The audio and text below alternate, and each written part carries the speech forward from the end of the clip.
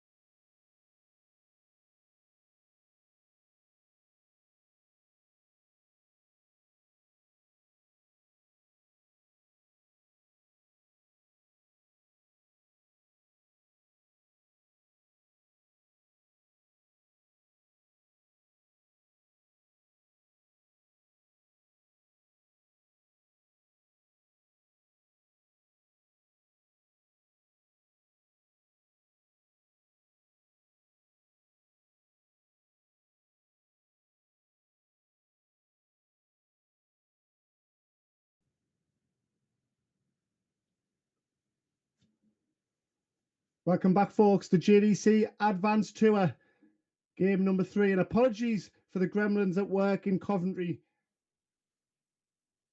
A venue glitch, unfortunately, not a JDC error. But we'll work our way through it, folks. We've got a whole weekend of action, and we missed the world champion win 4-1. He's safely through. We'll see plenty of him over the weekend, as we will do, no doubt, of Drake Porter.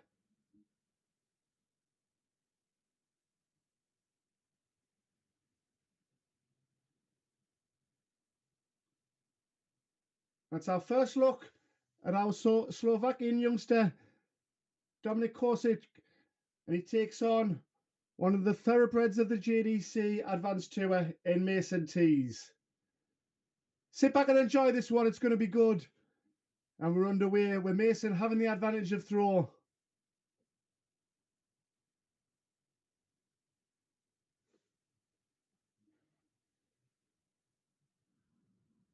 And it hasn't taken long for Mason to find his treble 20 boots. And Dominik already eyeballing the early break.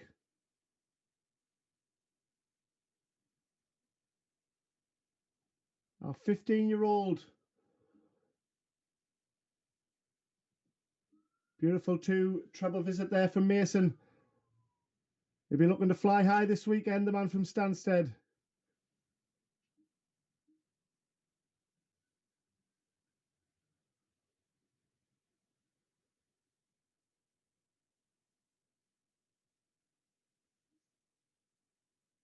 Well, that disappointing visit, it opens the door for Dominik. Heavy scoring from both in the early phase. These kids are relentless with the scoring. And the ability to switch at such pace and find the mark is incredible from a lot of our youngsters. The likes of Jack Nankovic, who we're sure we'll see this weekend, our JPL star, 120 going. 188, sorry, it is for Kosic, but it's Mason Tees who's eyeballing the Shanghai here. He's got to go over the top. It's a difficult lie. Didn't want that first start. He'd love to have it back if he could. And as Kosic got his number on 118, goes the Johnny Clayton route.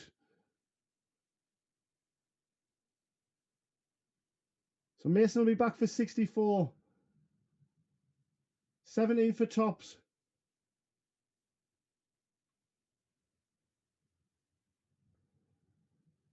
Early nerves perhaps for Mason.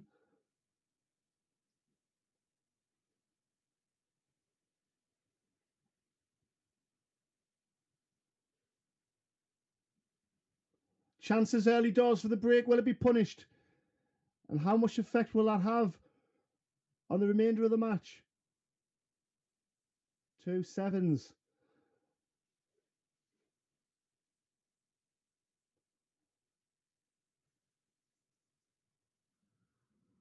It looks a very uneasy Mason Tees at the minute. We know he's got composure. He's a champion. 2 15s.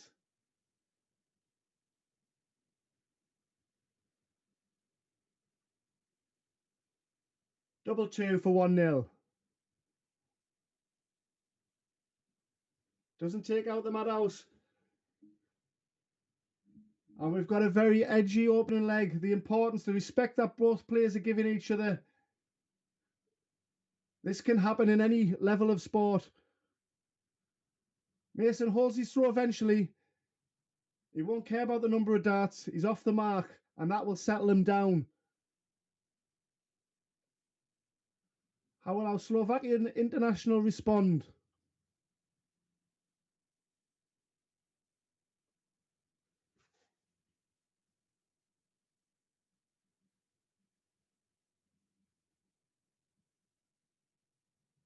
Dominik, who missed the opening weekend 4 events due to illness, was unable to travel to the UK. But hopefully he's fighting fit now.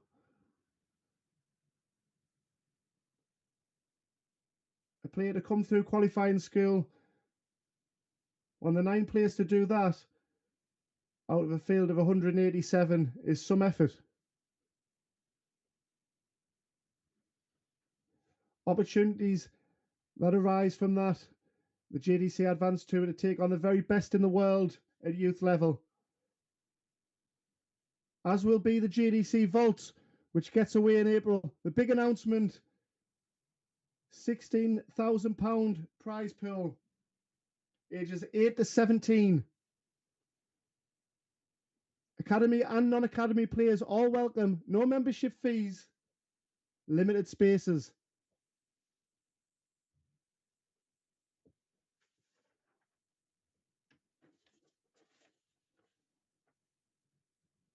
It's Robbie at juniordarts.com. Get in touch with Robbie for further information and signing up on that one for your local area. The rewards to play on the big stage at the Morningside Arena in Leicester, the World Grand Prix of Darts. Another big stadium event for our youngsters, like the Alexandra Palace, like Milton Keynes.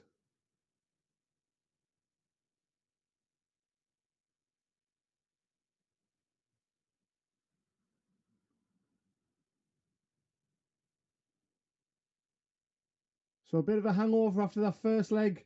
Opportunities from Dominik. It's an easy leg so far for Mason as he looks to double his advantage.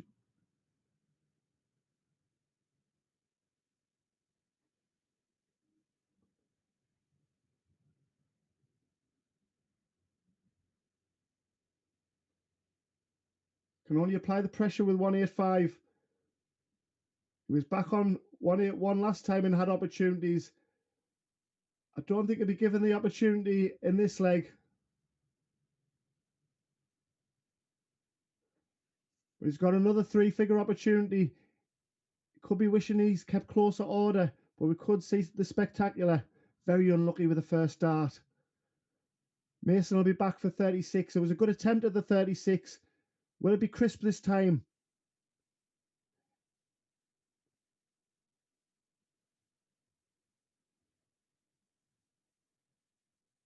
It's not. He's wiping his feet once again.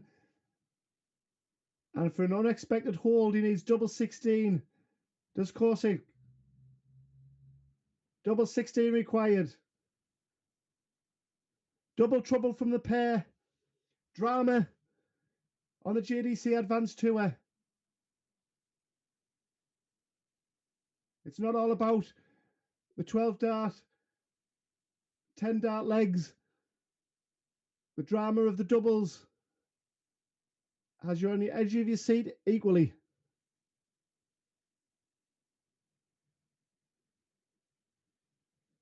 And the butterflies are churning in my stomach watching this with excitement.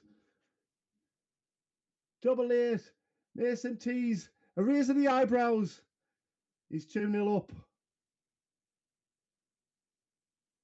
And again for Mason, if he was to progress through this match, the opening one's always the tough one in any tournament.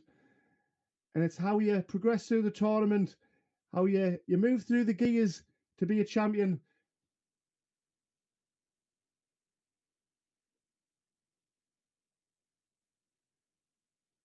And when we talk about champions, Mason being the World Open champion.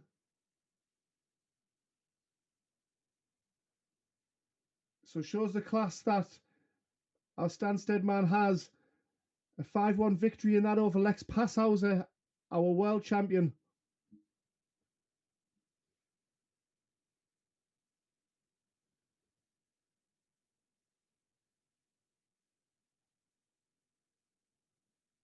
There's a 92 average in that final in beating Lex, and it really was a fine display on scoring and doubles. Passhauser had no answer on that occasion.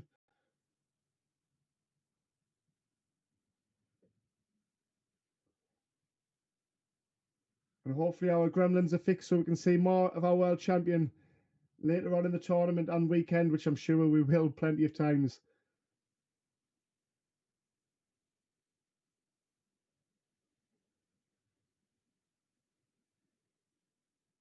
Brilliant take out there for Mason Tees. No problem on the checkouts on this time. He's 3-0 up and he's 1 away. A brilliant 110 take. And you feel he's settled down now.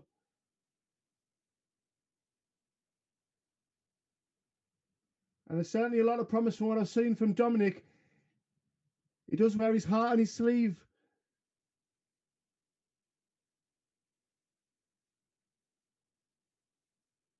But that's just pressure he's putting on himself because he knows how good he can play. And a brilliant visit there as he looks to get off the mark. He deserves to get off the mark. And will that settle him down for a fantastic comeback? We'll soon find out. But he's got to keep them scoring boots going because Mason's hot on his heels.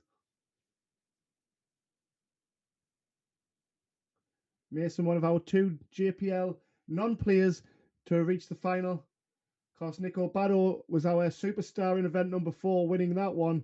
Mason reached the final in event number 3, losing out to Ryan Branley.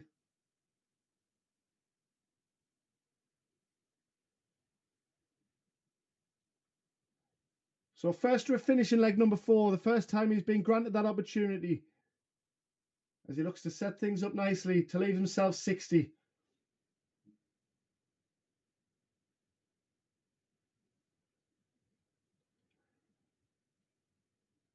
Mason's cover shooting on the 19s was working great on the opening weekend.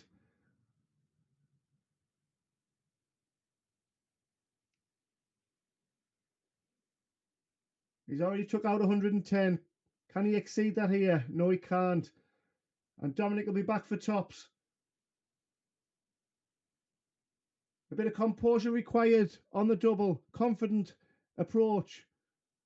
Chest puffed out. Mile away on dart 2. How's his adjustment? It's fantastic.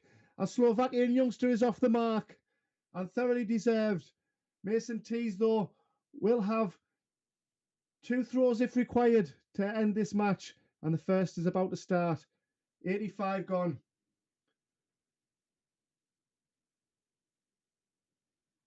Back comes Korsich, matching strides.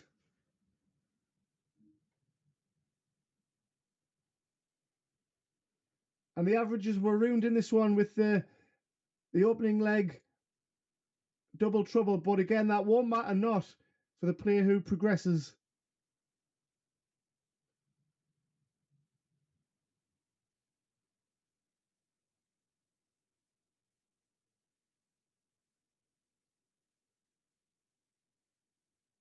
Comes up dry on the treble 19s, and Korsich has an opportunity. He's taking advantage of it. It was a good switch start. I felt it was a difficult lie on the first one.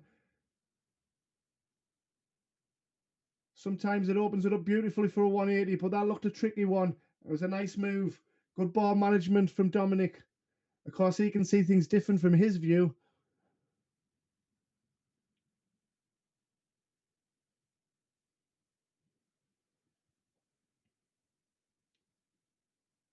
Mason maintaining his advantage of throw just.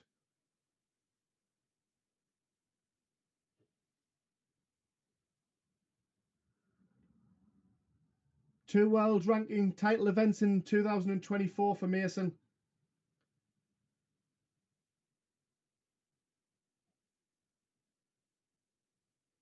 Great opportunity for a break this.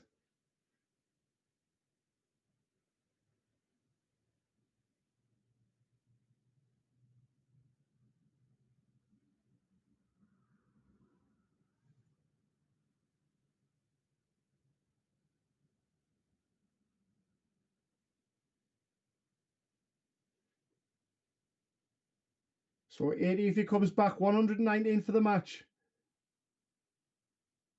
For a 21 dart match winner, very, very unlucky. Just strays slightly into the double 5, and Dominik will be back to continue this match. And to put us back on throw. Oh, be ruining that miss. With Mason back on double 15. He hit it as part of a combination on the 110. Can he do it with 3 in hand?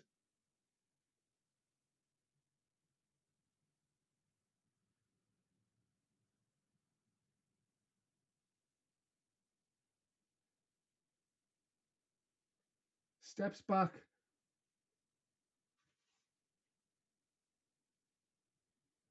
He'll take that one though. A happy accident, and Mason teases through 4-1. The treble 3, double 3 works to effect. And a 4-1 victory over Dominik Korsich, our Slovakian international. A relieved Mason tease. Our next match is upcoming, and that is Mitchell Lorry taking on Nikola. Get your popcorn out for that one. It's going to be a belter.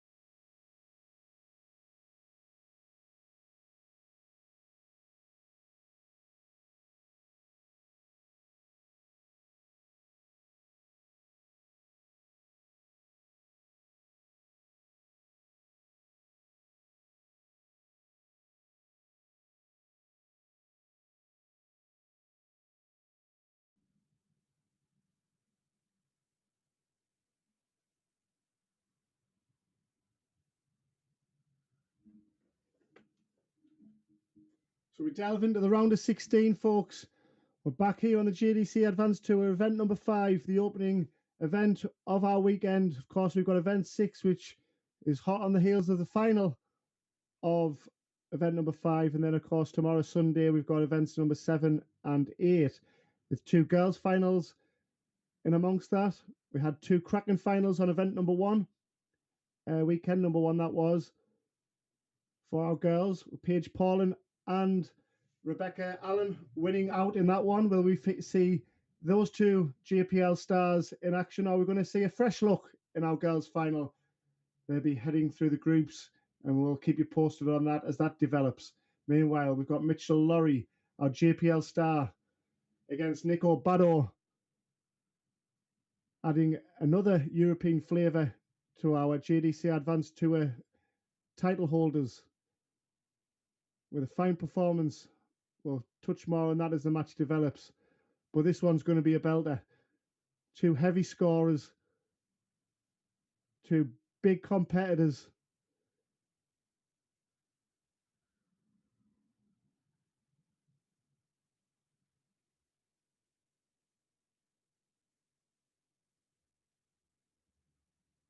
Will we be breaking out the flower of Scotland, or will we be breaking out the Gibraltar's national anthem of Nico Bado, oh, Nico Bado, Nico Bado?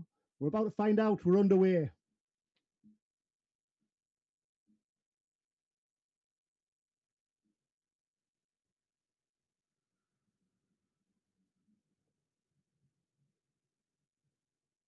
A few running repairs to the hand there from Mitchell.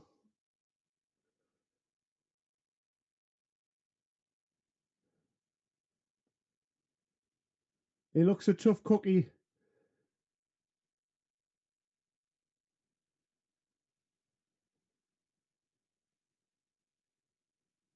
Looks like he can lift bigger weights than me at the tender age of 14. Strapping lad and a heavy scorer.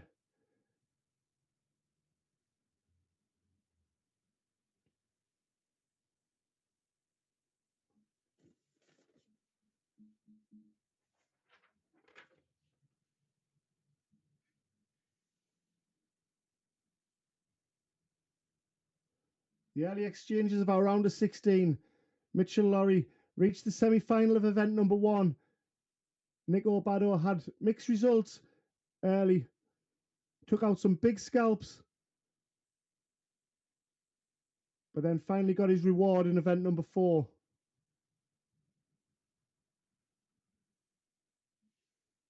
Mitchell was superb last night in the JPL. That's all available on YouTube and Facebook channels. Week number 2 of that. He featured in our last match against Ben Townley, and it was a fine 80+ average performance in victory. Bounced back from his opening weekend of a 5-2 defeat against Jaden Walker, and he did so in fine fettle. So comes here with full of confidence, as does Nico, on the back of a great opening weekend. It was a very gritty performance from Mitchell Lorry on event number 1, reaching the semi-finals, losing out to Lex Passhauser in the semi-final in that one. It was a 5-1, but 85 average he had. And he's certainly feeling the effects there with his wrist.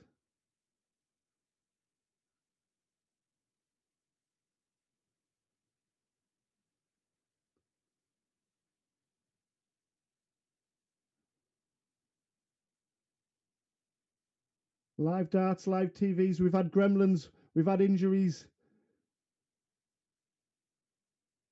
We almost had a 140 checkout. Very unlucky with a second dart.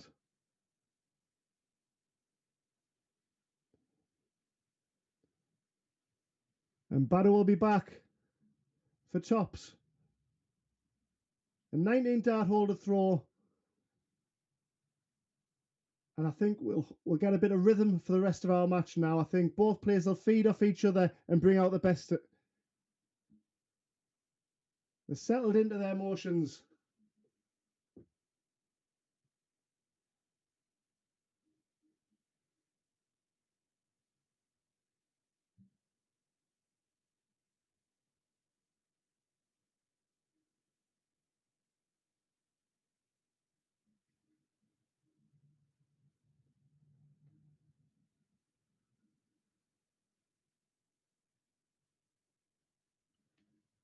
Brilliant cover shot there from Nico.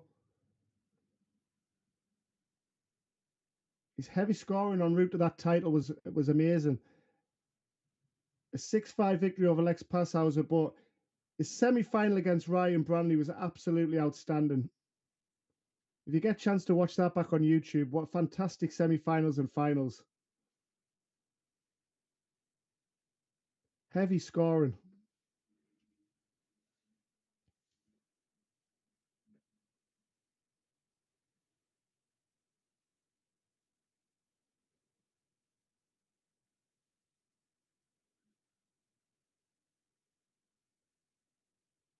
So Mitchell looking to fight back here. A man from Renfrew.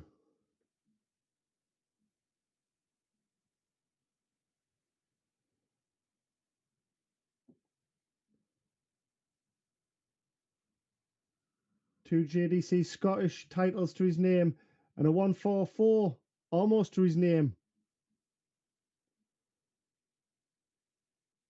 A great chance this is. Can Nico Bado? Oh, Nico Bado. 156. Commentator's curse on the second dart. 2 12s for 1-1. 2 6s. Brilliant switch. And our Scot is back in the game. Back on throw. Still on throw. It's Bado's darts in leg number 3.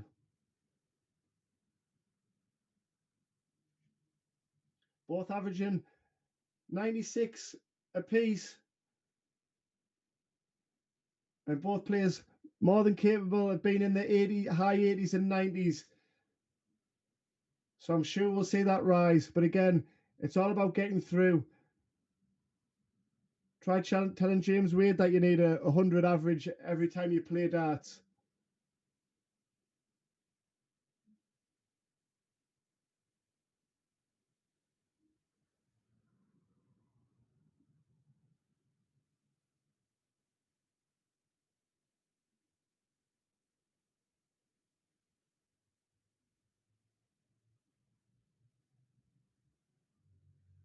En route to the title for Nico Bado in event number 4 on the close of play for the opening weekend. Great 1-3-4 there from Laurie. Took out a Scottish opponent in the quarterfinals as he took out Cory Wiltshire 4-2. What's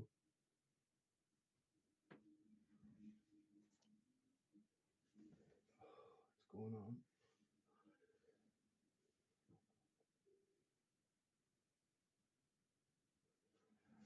Technical glitch here. I'll be with you shortly.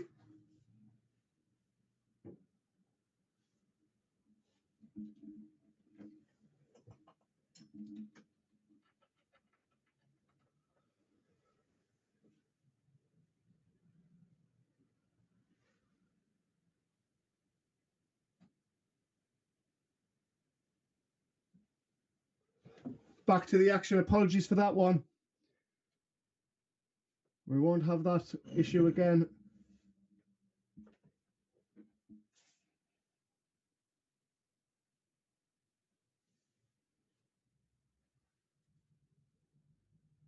It's 2-1 Mitchell Laurie who has the advantage of throw. I was blind to what was going on there. But we're back in business in leg number 4.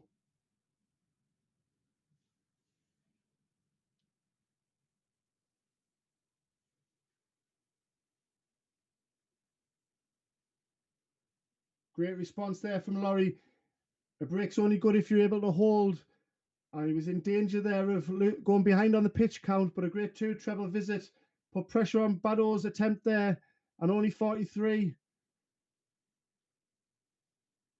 So Laurie has the advantage once again, especially with another 2 treble visit.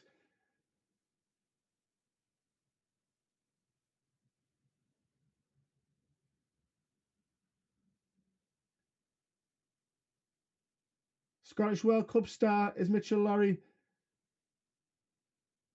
Scottish international and Nico Bado. Certainly I can see featuring for Gibraltar national level at the Senior World Cup of Darts down the line.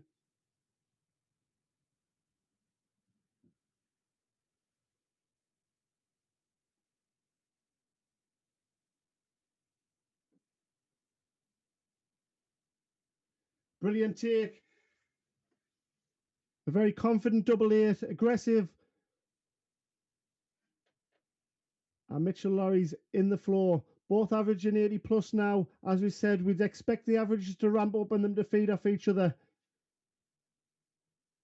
How will our event 4 champion respond?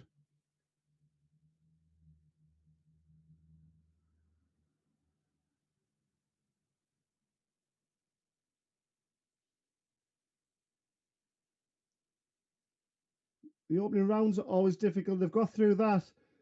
But the opening event, generally, in the early exchanges, it's difficult to get out the traps with your A game. But these kids are quality. Nikola been travelling across for the last 3 years. Got his just rewards with that. Brilliant darts there from Mitchell Lorry. 1-2-1. And he's heading towards victory if he can take this leg. Back comes Bado.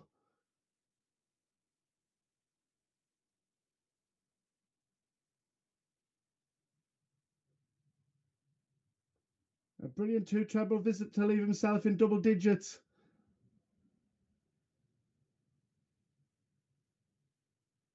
Great adjustment there from Nico.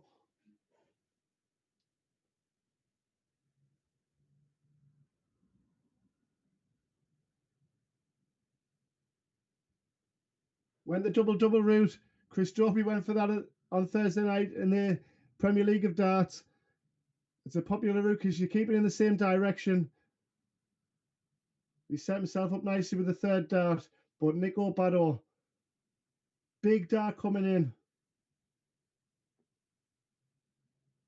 And he's unable to close the gap to 3-2. So Mitchell Lorry has a chance to go through to the quarterfinals. And he does so with a 4-1 victory over Nico Bado. Through, and he's going to be difficult to beat on this evidence. 85.28 average. Nico Bado will certainly be back. But it's Mitchell's event number 1, round of 16. Success. Next game coming up. Stay with us, folks.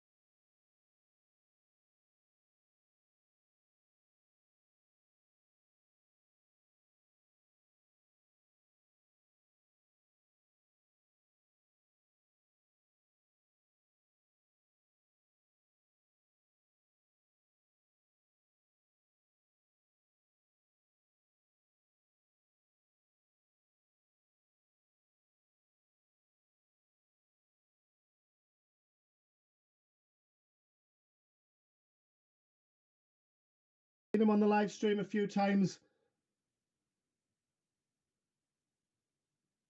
Winning a match on the live stream. But he didn't make any deep impact.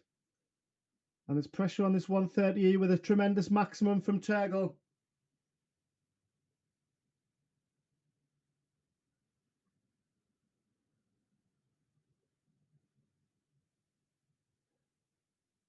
So that maximum's granted an opportunity. Is it 5 perfect darts? You feel he needs this one. Double 10. And he slips into the double above. And Jaden comes back for 47. He wants tops. And just like the 6 and double 4, the single 7 for double top, the adjustment around the board, the speed and accuracy was there. And it's 2-0 to Jaden Walker. And we mentioned the big announcement with the Jdc Advanced Tour and non-tour opportunity for the players, non-JDC members. And that is for the opportunity for the JDC vaults that are going to be going on around the country. Robbie at juniordarts.com for further information and for your local area.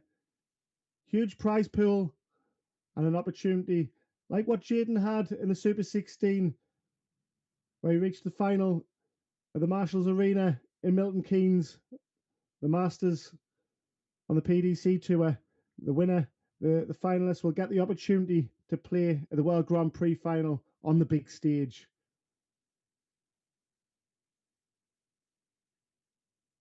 Ages 8 to 17. Get yourselves on board that. It's going to be fantastic. Starts in April, folks.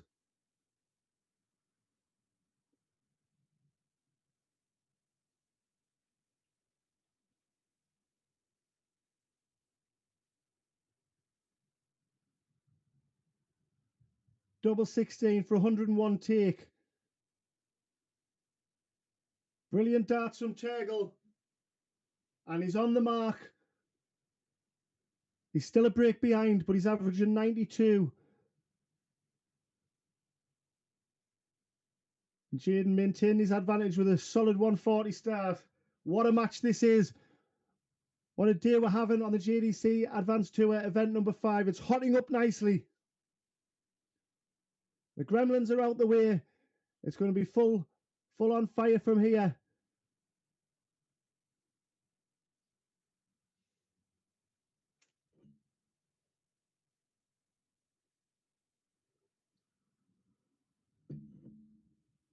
Second maximum from Turgle. Back comes Walker.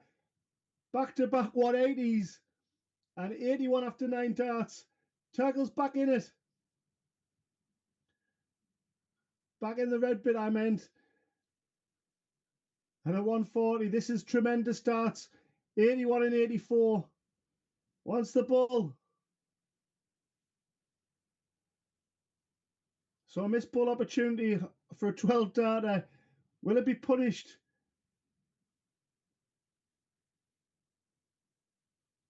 $14 for the bull. Almost a treble 14 to leave 11s. Bullseye. Both with bull opportunities for 12 darters, but Jaden's back for 38.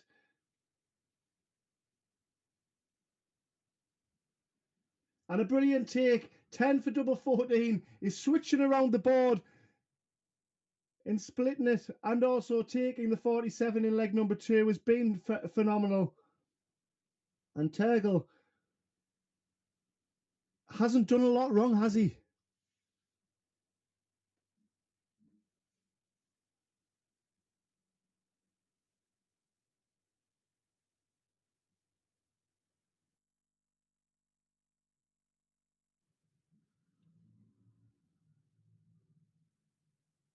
Fine last start there from Turgle.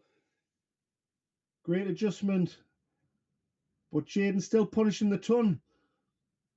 Such is the standard of this youngster. Box office.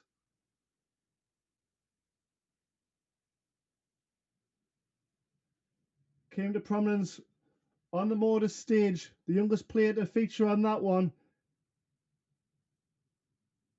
And his 145 has gone global in that one in Fallon Sherrick match.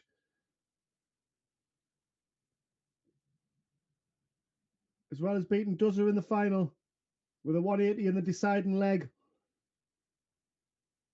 Him and Angry Ginge were outstanding in the final together, but Jaden carried him early doors.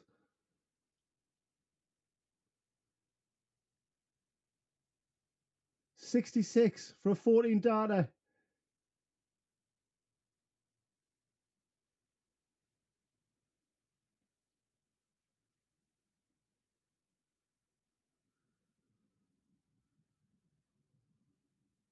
Pressurises the 36 with a lovely 140. To stay in this 136 required. A very calm, tremendous Turgle takes it out. It's 3-2. The game is still alive, thankfully. And I could watch this game all day. Can we not just play it best of 19 or best of 35 or something like that? Come on, Robbie, sort this one out.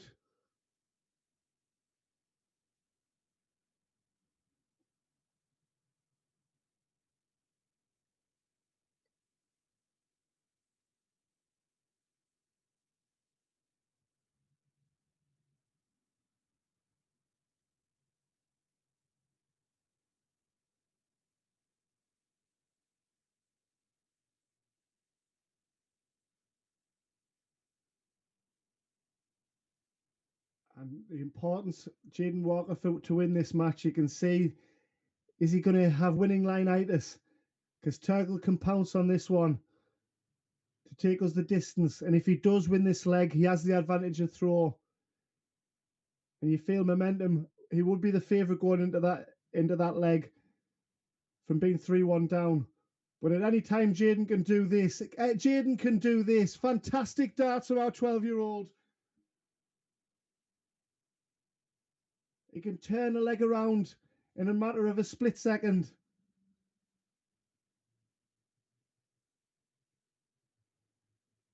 Great treble 19 to keep himself in this one. On and on finish, but still 50 ahead. Plus these.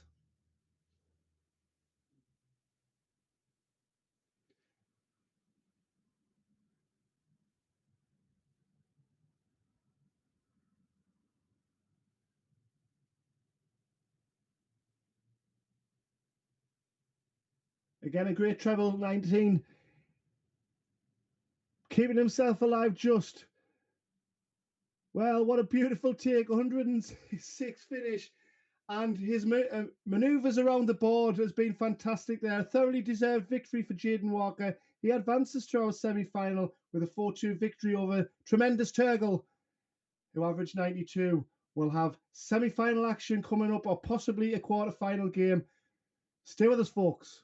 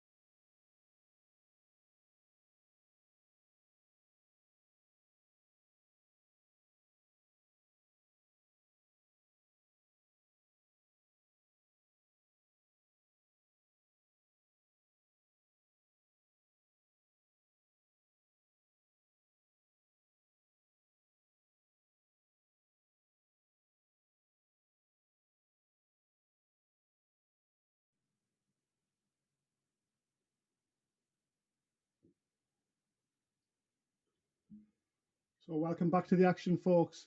Here in Coventry, the JDC Centre of Excellence. Top half of the draw, and we've got semi-final action, and we've got two world champions go head-to-head. England's Archie Self takes on Lex Passhauser. The WDF world champion takes on the JDC world champion.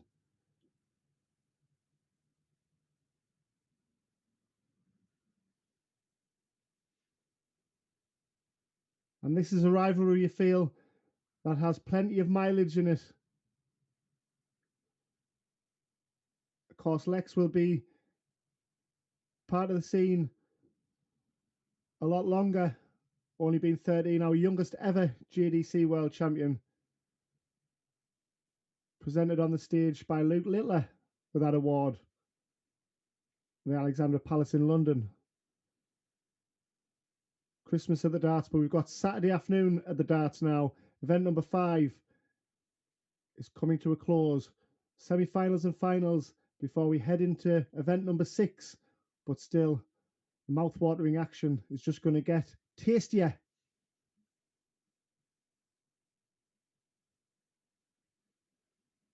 And we're underway with the JDC's number 1 player.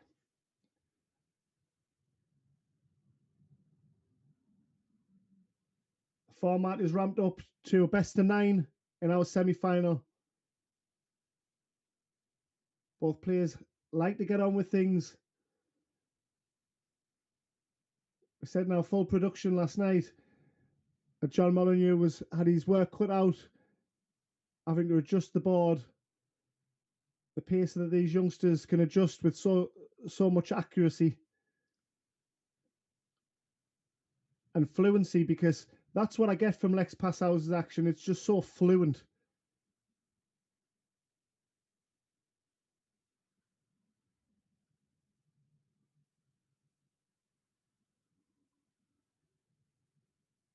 Down to a finish first after 12 darts on 156.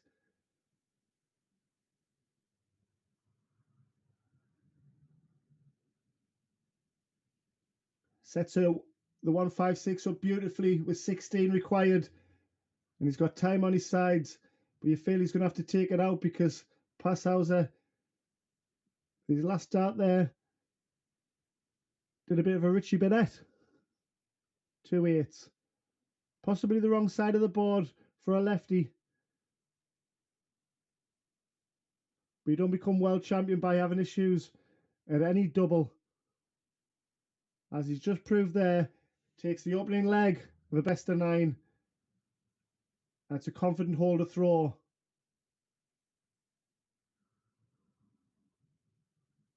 Passhauser, who was out the traps early in the opening event on opening weekend, his maiden event, the world champion, proved he was the best with a 6-3 victory over Ryan Branley in winning that.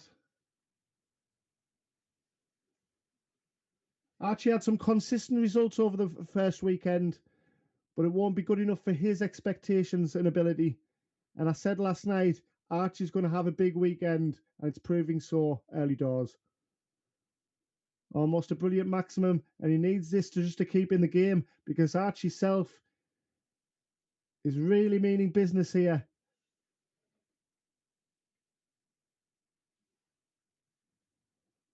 Still awaiting our other semi-final, folks. Just keeping you up to speed with that. Jaden Walker we saw through against Turgle with a 4-2 victory. And Mason Tees leads 3-2 against Jack Pete in the final quarter-final match to see who will face Jaden in that one.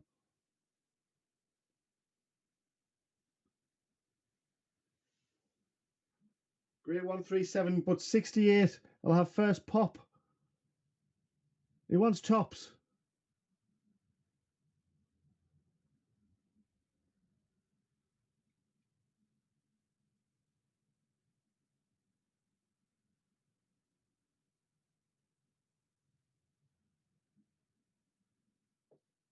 A costly bust there from Lex. Double 10. This is the side of the board he likes. And he's bust as well. Drama here in Coventry. Passau's backs for 76. And he's fudged that one. A puff of the cheeks from Archie Self, who wasn't expecting another opportunity. Double 5.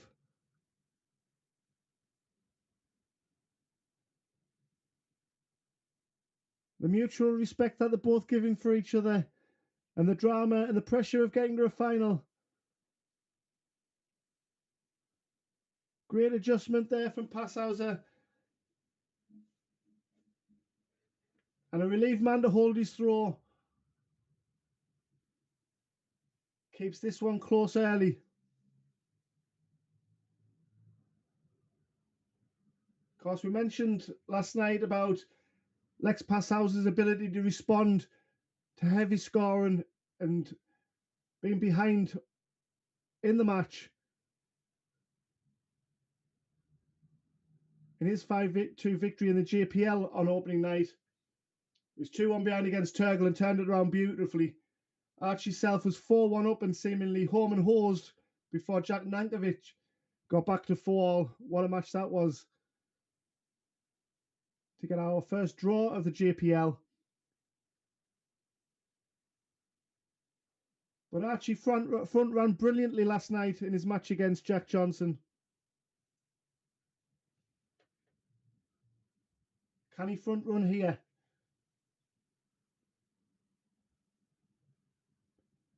Had the advantage, been pegged back. Can he continue to hold his throw?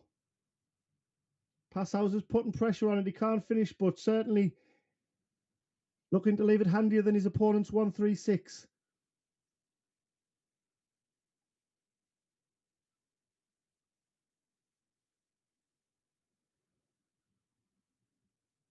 And a shake of the head. Disappointed he didn't get a shot at the 1-3-6 for the first start going astray. But 20 for the bullseye.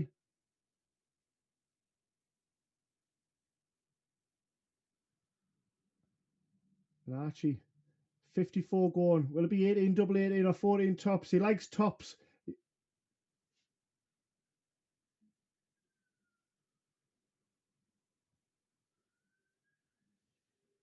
And again, the tension on doubles. And our world champion with the JDC needs double 8. He gets it this time. There's no bust on the 16s. And a fist pump. And he knows how important that could be. Archie just needs to gather his thoughts a second there, because he really is feeling this.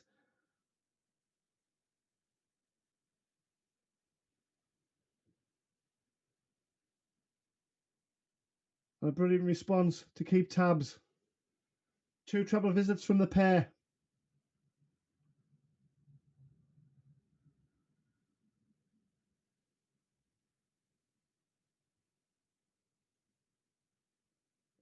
Beautiful darts there from Archie. 2 treble visits galore, and then a 3 treble visit. What a match we've got in our semi-final.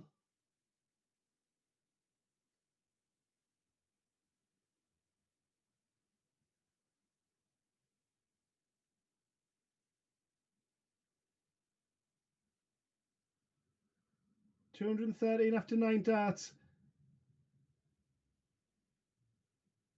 Sets himself up. But it's Archie who's still maintaining a chance to break. He wants the bullseye.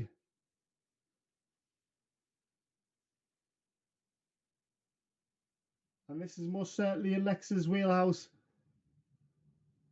19s for 18s. He wants double 18 for 113. A brilliant take from our JDC world champion. And that's what it means to him. He's 3-1 up.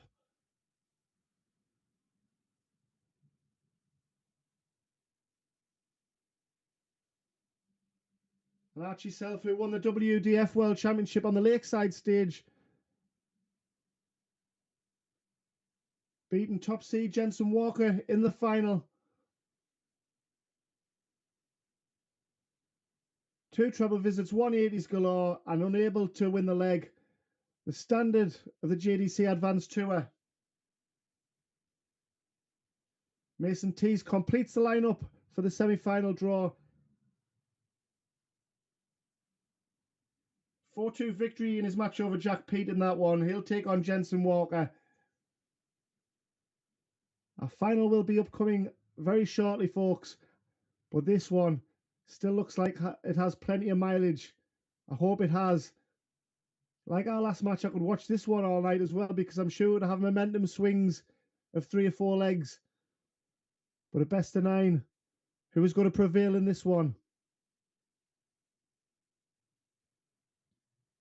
You feel 4-1 down, and with Lex throwing first next, it would be too much even for the JDC's number 1 player. So big leg for Archie,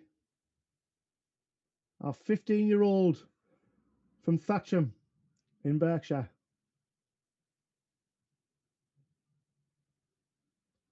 England International JDC World Cup winner is Archie.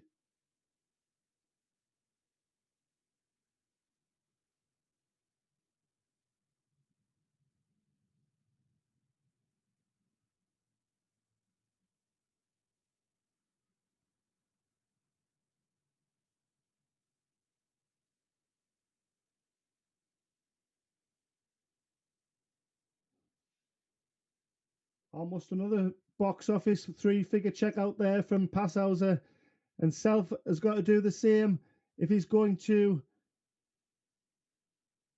you feel, remain with a chance in this match. A ton keeps him in it, but Passhauser, you feel, is confidently going to take this one out. He does so with the first start. He's 1 leg away from the final. And finally reached in event number 1 and 4. A win and a loss in that one.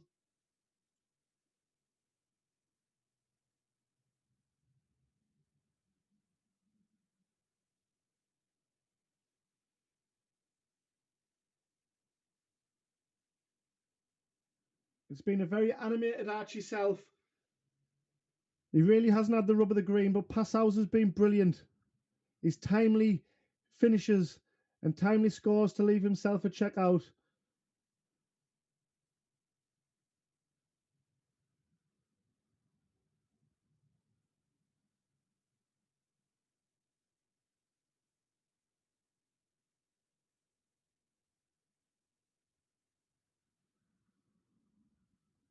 We mentioned that Archie Self was the WDF World Champion.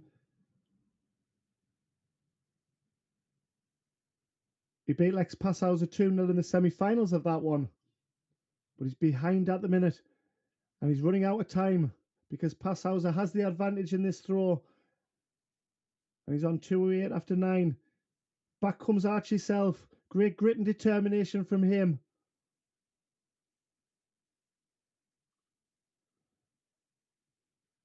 The JDC vaults are coming, folks. Robbie at juniordarts.com. April is just around the corner. Spring is in the air. And so are the JDC vaults, because £16,000 prize pool and a place on stage at the World Grand Prix final for our finalists. Regional limited spaces available, so get in touch with Robbie.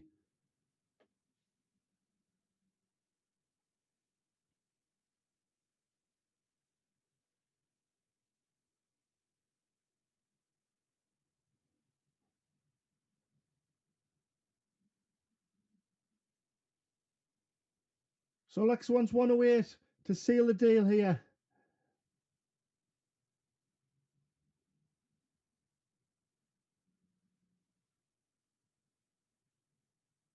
Two 16s.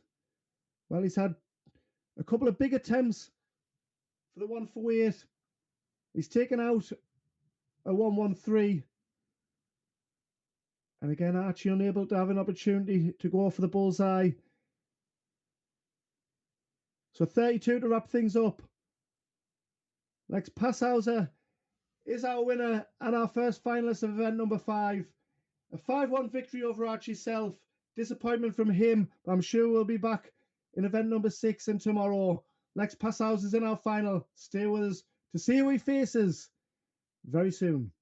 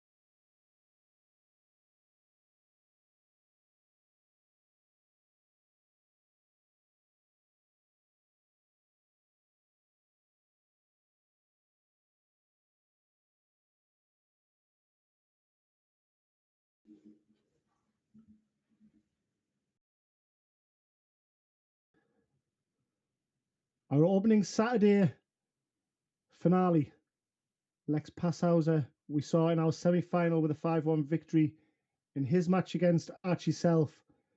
We were waiting on a second semi-final, which was slightly delayed.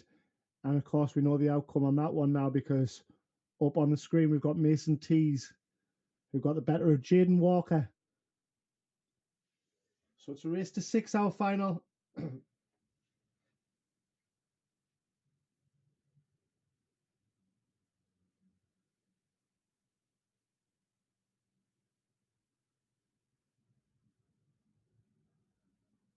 And despite our JDC World Champion being the favourite for this one, Mason certainly has a good record in terms of finals over Lex Passhauser. Of course, winning that World Open on the WDF scene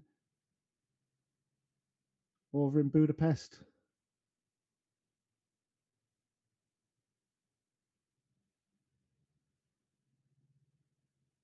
And it's Mason's darts, a race to 6.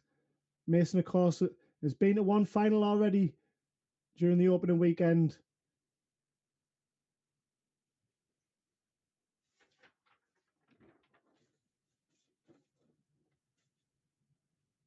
Passhauser's gone one better and won the opening event, but he's also reached a final. Mr. Consistent, who will move top of the Order of Merit after event number 5, leapfrogging Ryan Branley.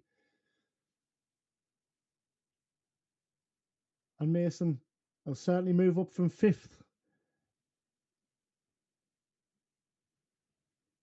He's sat in 6th actually, but he'll certainly move above that on the back of this performance.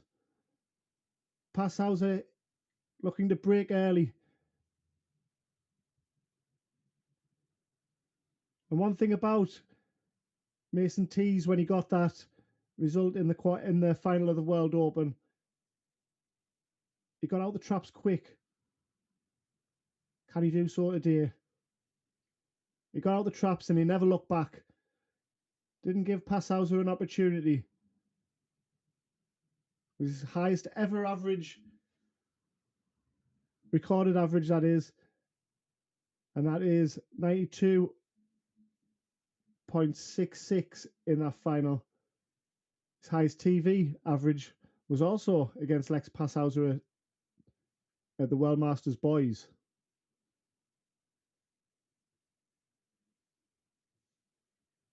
That was 86. Passhauser for 76 to take the opening darts.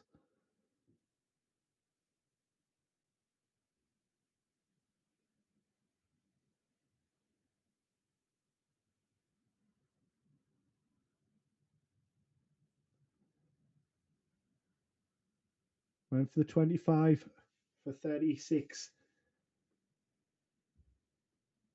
Mason Tees goes 1-0 in front. Great adjustment. And that'll settle him down. We saw Mason in our first match of the day, and he was very edgy and nervous on the doubles, but looking far more relaxed. And we said he's eased his way into the tournament. Averages meant nothing in that opening leg with the double troubles. And it's proven so now how you work through the gears in the tournaments.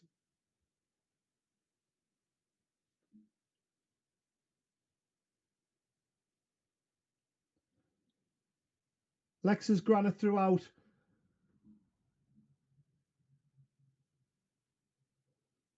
The top players have a solid B and C games, and that's how they become latter stage players of tournaments and champions.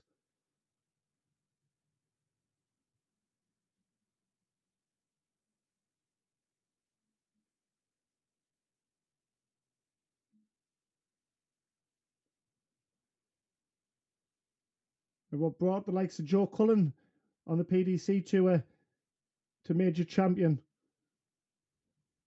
His A and B game was very much 100 plus to 70 odd, 80 odd. And then all of a sudden, boom, Masters champion.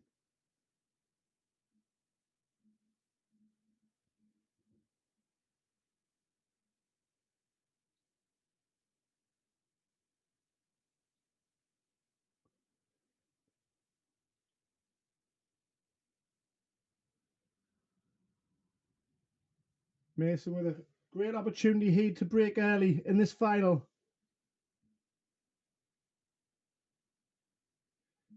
Double 12, brilliant 144 checkout. That's why he's our JDC World Champion. And it's one leg all in the final. And a fist pump of acknowledgement and respect.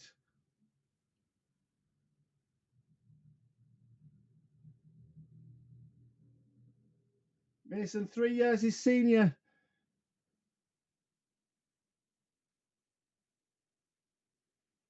Well, 6 perfect darts going on there. A beautiful 144 take and a lovely 174. He's on a 9 darter.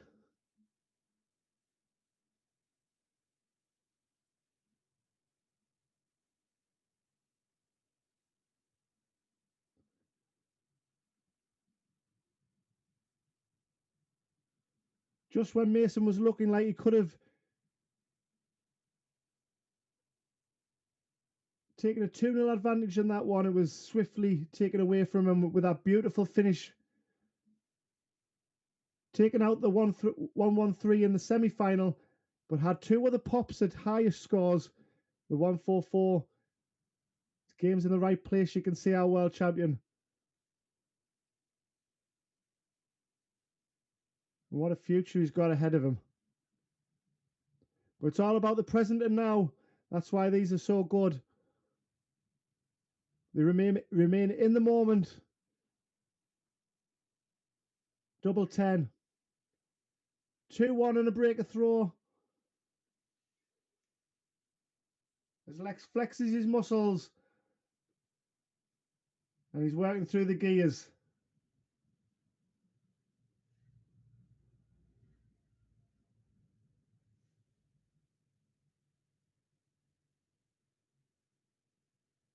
And he's in the groove as Passhauser. This game could certainly move away from Mason quick if he doesn't find his scoring boots once again.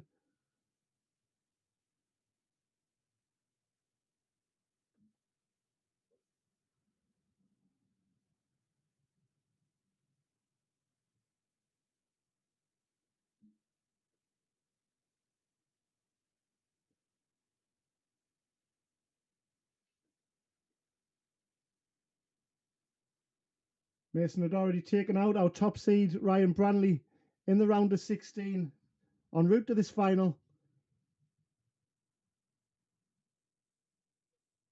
Let's give Passhauser the opportunity to move ahead of him after event number 5. But still all to play for on the second weekend of Jdc Advanced Tour action.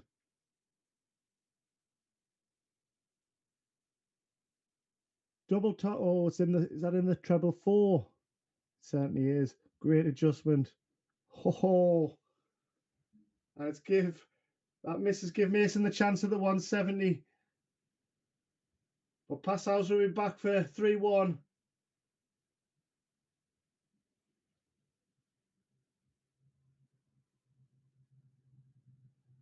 It is. And when Passhauser's doubles are firing, you better watch out. Because such a heavy scorer.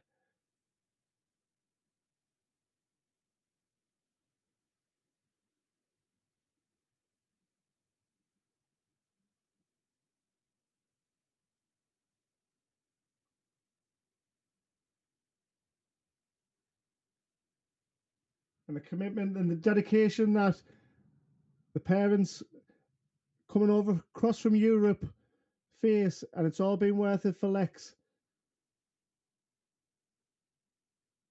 and his family. Team Passhauser, very proud of their son. He was off colour in the opening weekend and still won an event and made a final.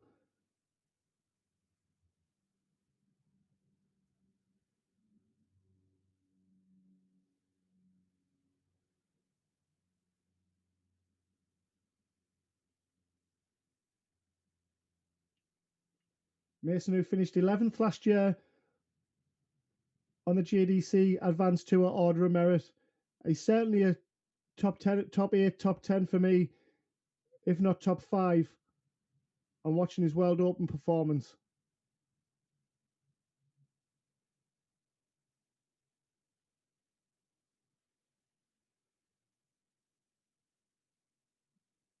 And you feel this is a must-hold to throw to bring it back to 3-2. Again, so unfortunate to drift into the wrong treble.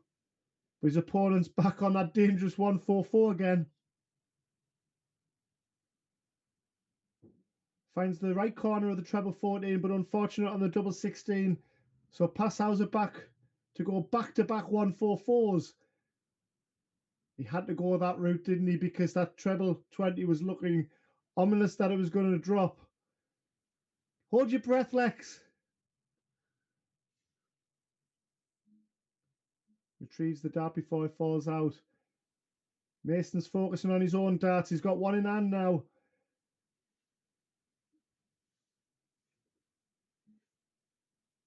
Costly misses. And Passauer fluently slick, accurate perhaps. Not to be on this occasion, surprisingly. And Mason gets a chance to bring it to 3-2.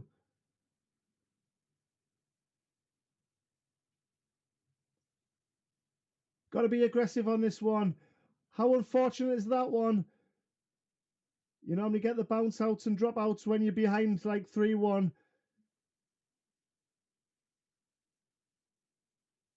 And to really twist the knife.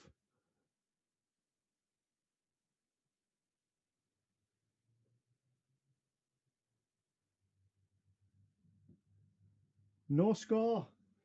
2 darts blocking the view there. 2-2. Who wants leg number 5? This is our final. The title at stake.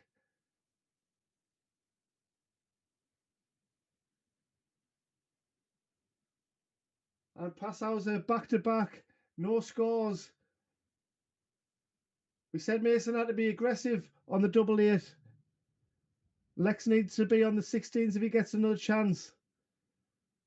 It's been a mad leg. Almost a mad house.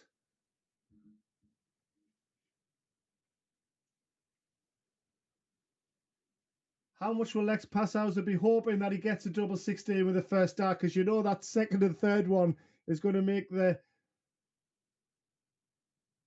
double 16 look tiny. It's a good marker though. He's now built a wall. Drama here in Coventry. And again, a no score.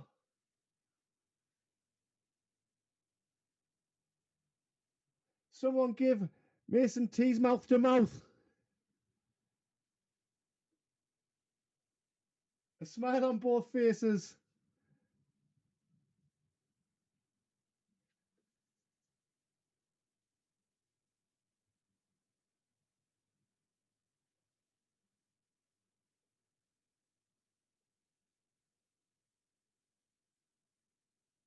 Moving over to the Isle of Man for this one. Again, drama. Well, Lex has had plenty looks at this 32. Will he go 2 away from the title? And how will they start the next leg?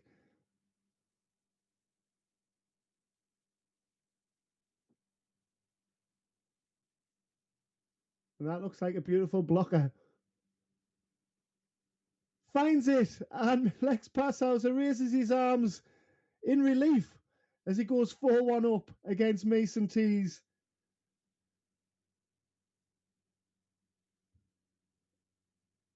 Composing himself, doing the right thing. And Lex's darts. It's uphill here for Mason, but we know he's got grit and determination. He's fought back in previous live streams to get him to that final.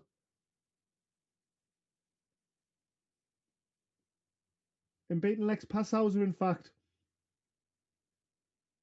Can he do it again in the finale? One of our 2 non-JPL stars to make a final on opening weekend was Mason.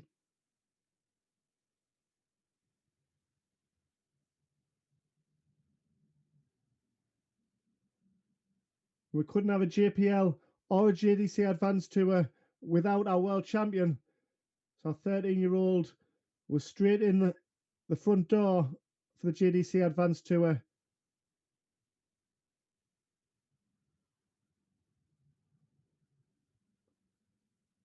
Brilliant setup after 12 darts. Mason way back, one leg away from the final upcoming.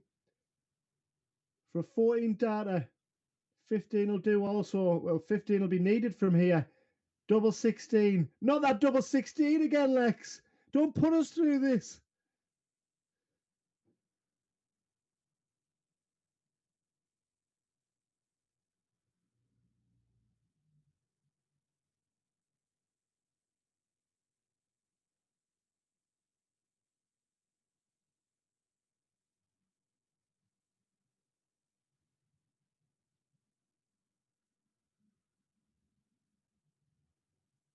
And a lot slicker on that occasion from Lex Passhauser. The practice paid off on the 16s in the last leg. And it's Mason's darts. And this is the grit and determination that we said we knew he had. And a 180 to get us underway. Battling back.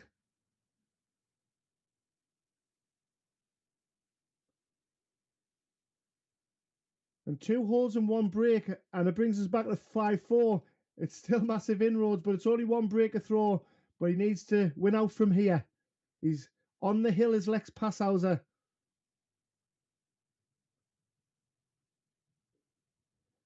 Mason, who's 33rd on the development tour, £575 one. In that hotbed of tungsten table.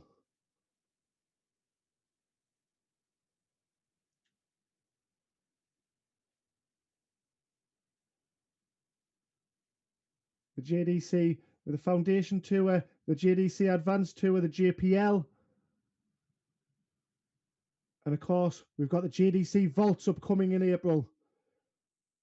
Robbie at juniordarts.com for further information. Huge prize pool.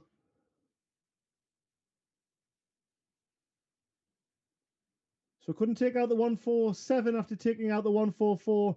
And Mason has 98, but a blocker. Has he hit it? No, by the facial expressions. Lex is back for 45 to be our Event 5 champion. He's going to have to do it with 3 darts.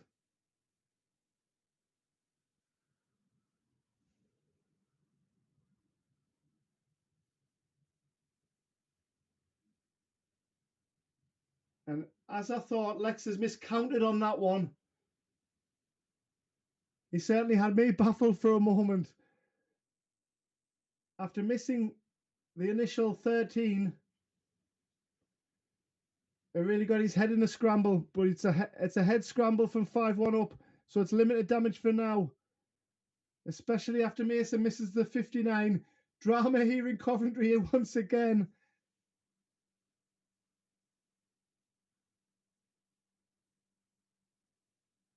Madhouse for the title. Brilliant marker, couldn't slide inside. Overcooked it. And Mason wants double one, a madhouse of his own. We often bust.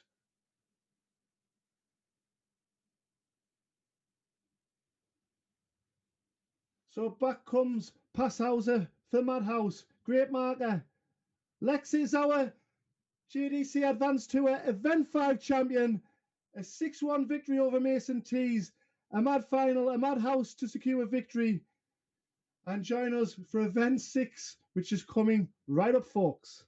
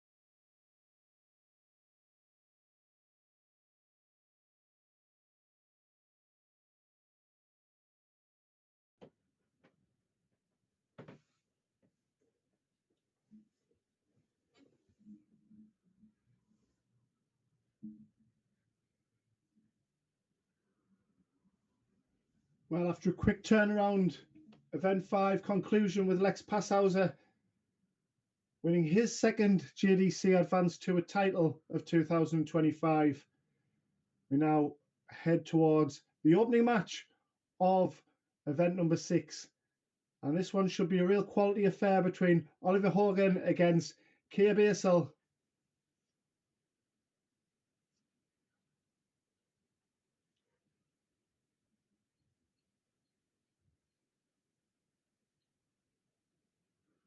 Keir, who didn't get off the mark on the opening weekend, but certainly a much better player than what them results showed. So will we see that come to light here on the live stream board?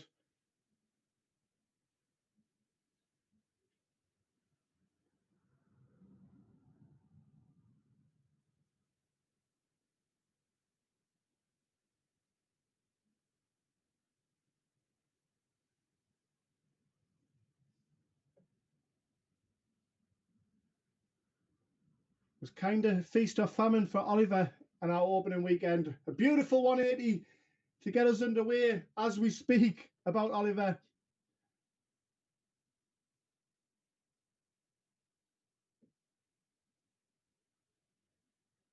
And the bounce out in our first match of event number 6. We saw Mason tease a disappointing one on the 888 in our finale.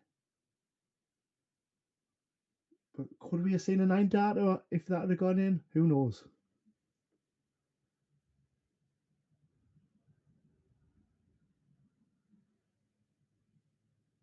The opening leg, who will stamp their authority on this one?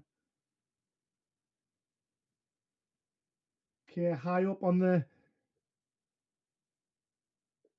ADC vault. ADC Northwest table, sorry. I've got vaults on my mind, of course. The JDC vaults are getting underway. The ADC Order of Merit is where Kay is very high up on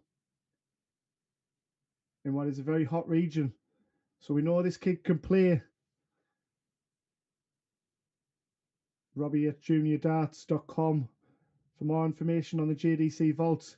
April is around the corner. And so is the ton checkout, perhaps, for Oliver.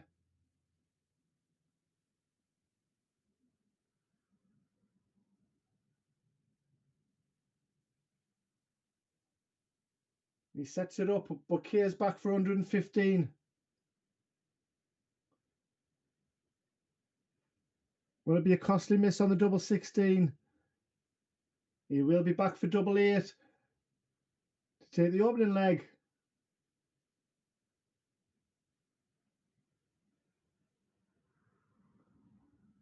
Oh, and a drop out. And an unexpected return to hold his throw here for Kay.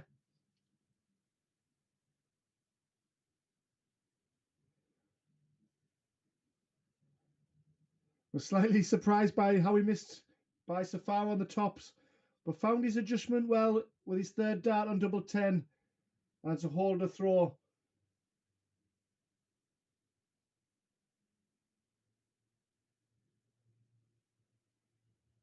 Yes, you can certainly see Kay is a proper player.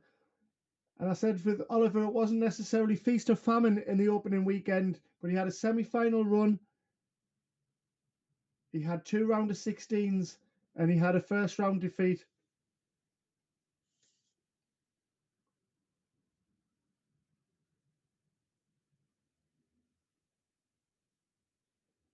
Brilliant 2 treble visit there.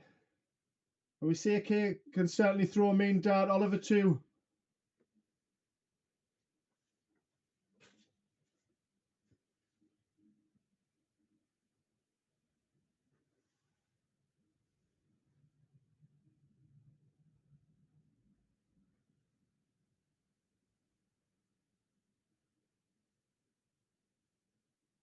Just looking at event number 1 for Oliver.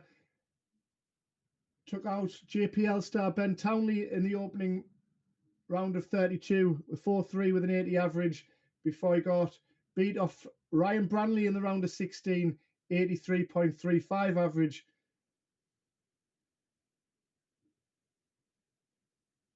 So that was good preparation for a semi-final run later on in the tournament. And a beautiful take to level things up. And this game has certainly got 3-3 written all over it, deciding leg. Oliver did have his chances to win both legs. Will he break in leg number 3? Both nip and tuck in the scorelines.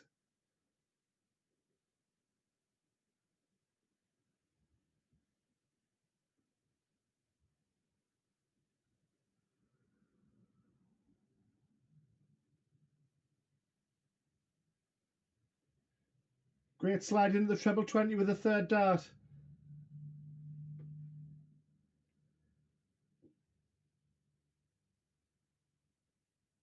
Oliver, who's an England Youth Grand Prix 3 champion.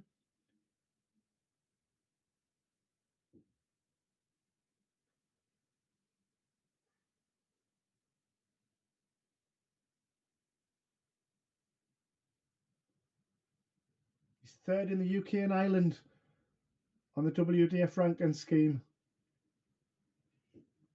31st overall in the world. 11th currently on the JDC Order of Merit for 2025. Yes, it's an early stage after 4 events, that was. But again, from what I'm seeing, mentioned Mason T certainly is a top 10, top 8er, top 5er. Oliver certainly has that capability. He's 2-1 down and he's going to have to show that resolve and that ability, because Keir could be getting a tidy win on the board here.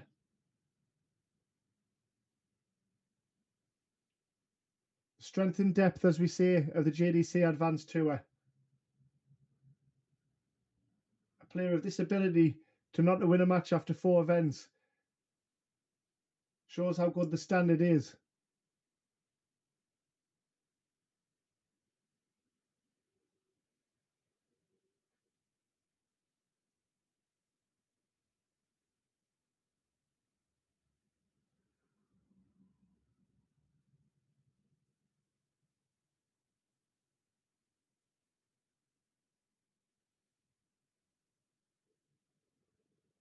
And this is a timely kick to the winning line here from Keir BSL.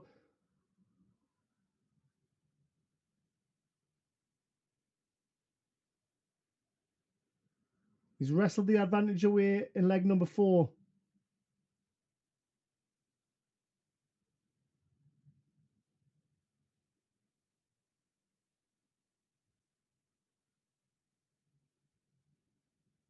Needing a 2 treble visit.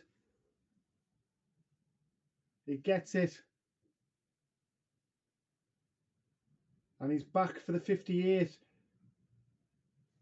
A G up nod to himself. And he's missed the big single. He wants double top 1 in hand. And will he rule that sloppy first start, because Keir's back on 60 to go 3-1 in front and to throw for the match. He moves across. He's got a clear target now ahead of him.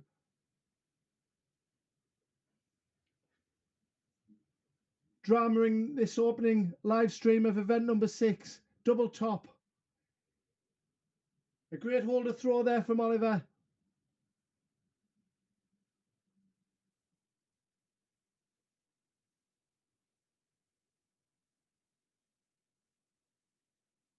And there's no hangover after them missed doubles there, because Keir's straight back to business with a beautiful treble 19 brace cover shot. Fruitful in that cover again.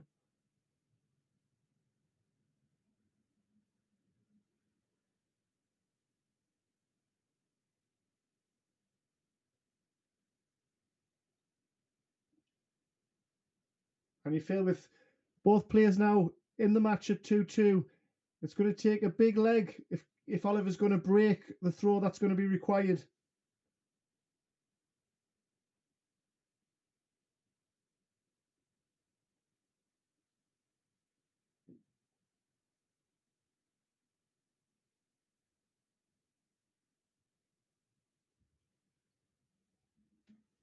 Oliver, who went out in the last 16 of event number 5, went out to Daniel Stevenson 4-1. We know this kid's got great pedigree, a semi-finalist in the opening weekend. You don't get to that without being a quality player.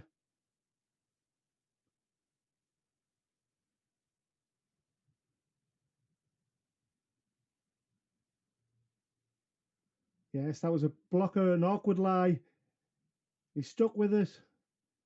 And it's 65 with plenty time on his sides. Double top. Brilliant 65 take from Kia and a 17 darter to go one leg away from the match.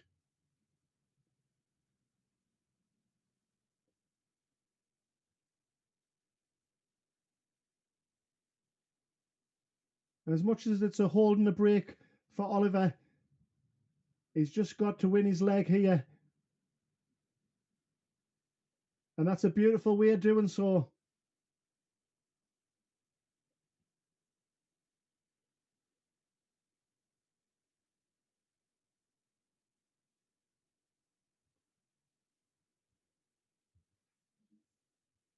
What an opening match of event number 6 we've got. Both flirting with the 80 averages. We've had lots of missed doubles in between that.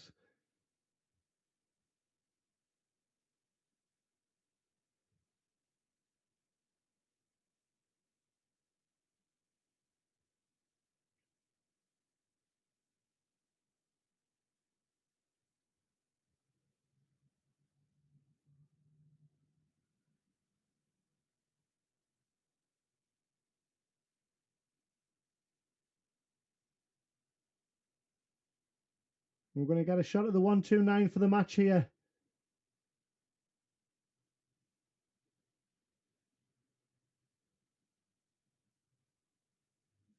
$72 going. He went the double 18 route. And my eye would have been where the third target was for the treble 16, but it matters not because we've got a deciding leg. Good luck, boys. It's been a great match. Who will win the deciding leg? 3-3, 77 each on the averages.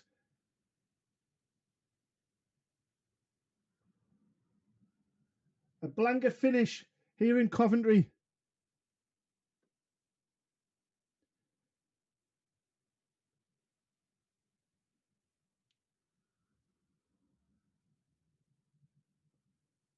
Coventry, of course, take on Sunderland, which is my big team, as you call it, being a Hartlepool fan. You're allowed a second team if you support a lowly club. So Sunderland would be that. Sorry about that, Dan and Dan Stevenson and Ryan Branley. I do apologise.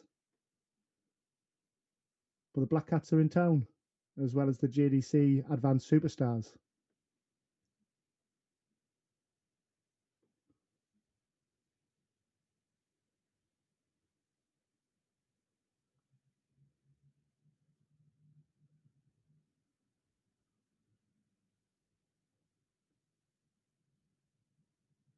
And as it's been since them opening couple of legs of nerves, it's Kay who's held the advantage on throw since comfortably.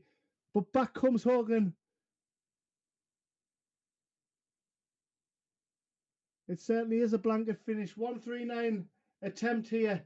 135 sitting, and he will be back. Is Oliver Hogan.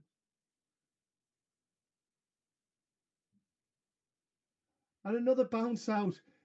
You rarely see one in a whole weekend on a live stream, and we've seen 3 or 4 today.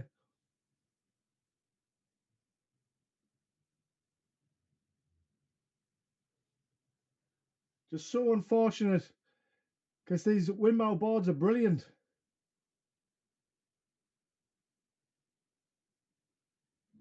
Oh, wow. And what a time to have a technical glitch at my end.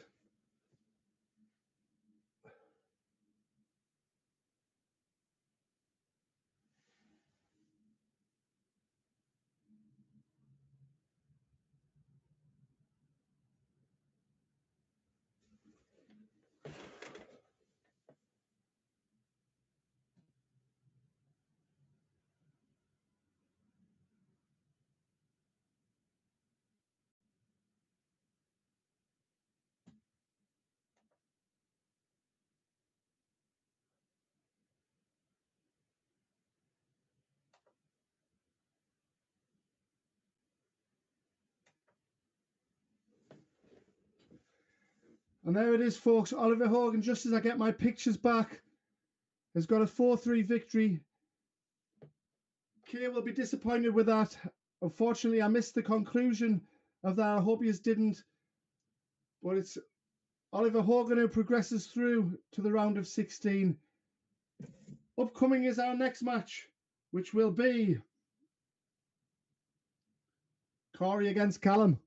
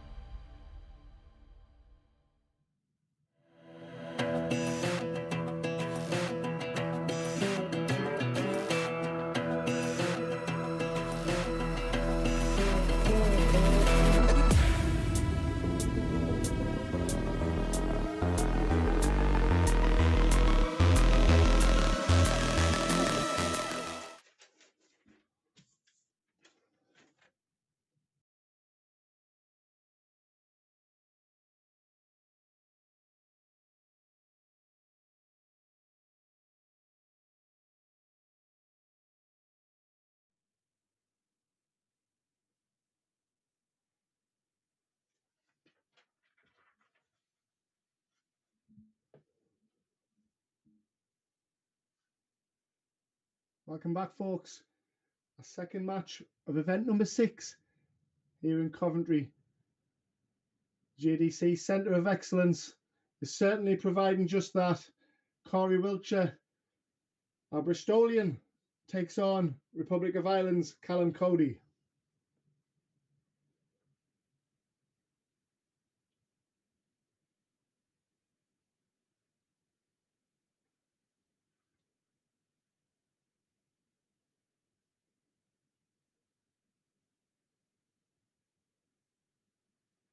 Event number 5 was a 4-2 victory in the opening match for Connor. Got off the mark with a 4-2 win over Jaden Jones before losing out to Lex Passhauser in the round of 16.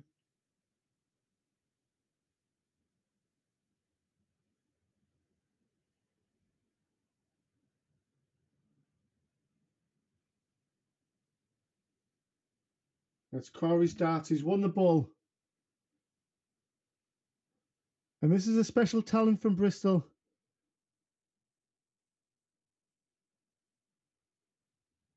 Certainly a hotbed of darts is the West of England region.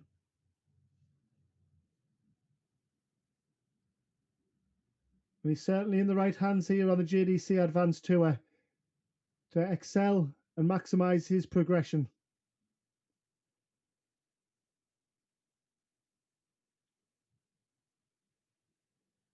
Back-to-back, 2 treble visits here gives Callum a chance to take an early advantage. 15-year-old from south of the border, Republic of Ireland.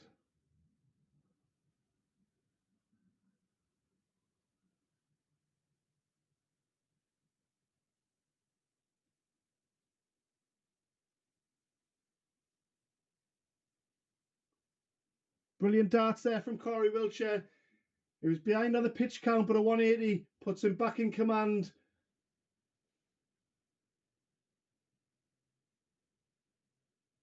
Beautiful first start there from Callum and the attempt of the 140, but sets himself up with tops if he gets a chance. Cory's got 17 for tops, 18 for tops even.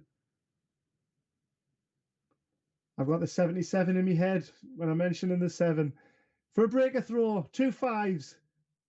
And there it is, an early break and an impressive leg. 15 dart break. Heavy scoring from both. But the consistency of Callum Cory and a 180 to get us underway. That's levelled things up on that department. Can Cory level the scoreline up with a breaker throw? He's going to have to do it the hard way with Callum out of the traps with a 180.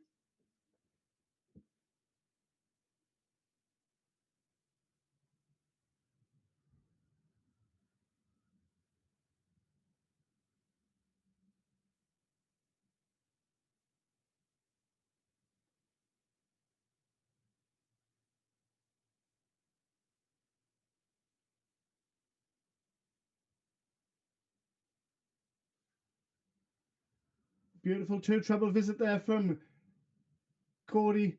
96 after 9. Improving his ton average, of course. 113 and change to go 2-0 in front. He's got time on his side, sets up the double 18. The Irish international stamping his authority on this one.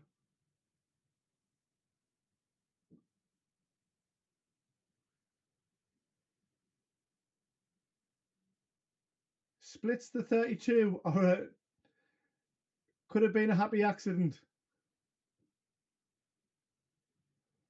104 going to level things up.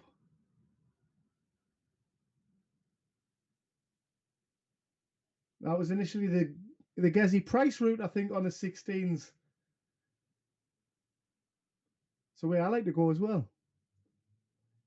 And a great take. An 18 dart holder throw. And Callum Cory is halfway to victory. But certainly the class of Cory Wiltshire is not out of this one.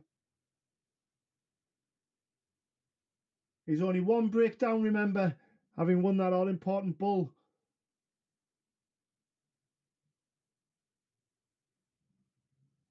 Of course, we're back to a race to 7 in the early exchanges of event number 6.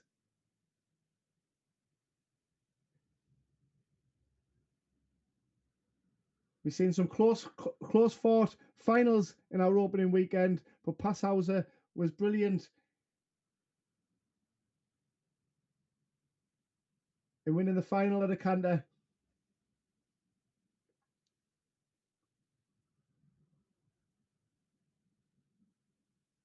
But throughout the live stream, we've seen some real close matches.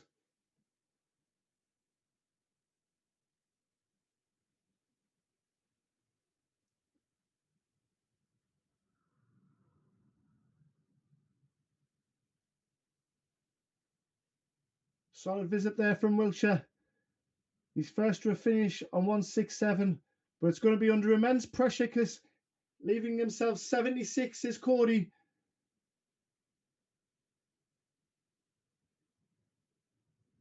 This has been great timing and scoring pressure.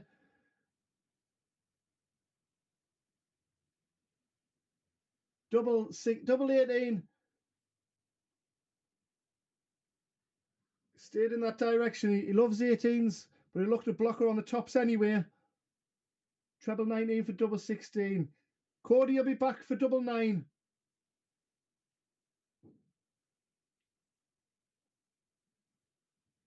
Double 2. And a bust scoreline.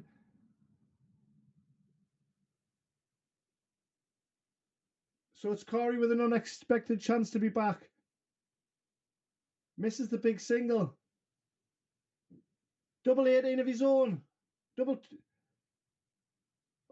top of his own. Please, he knew what he was doing. I've got Callum Cody's double 18 in my head still.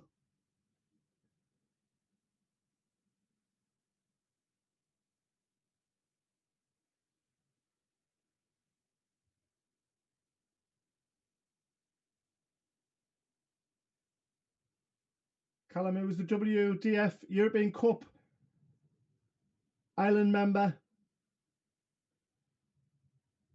Irish Open Youth Champion.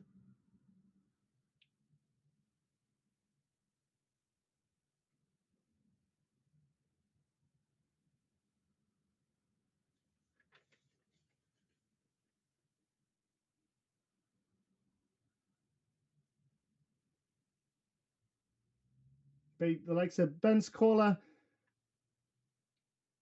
Zagar King en route to the World Masters, where he got beat off Patrick Root 4-2.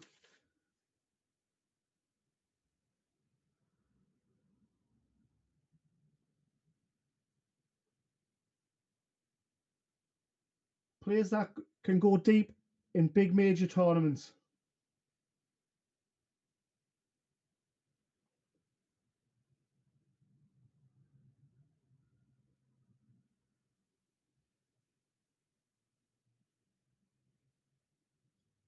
It's been a heavy scoring display here from the Irishman.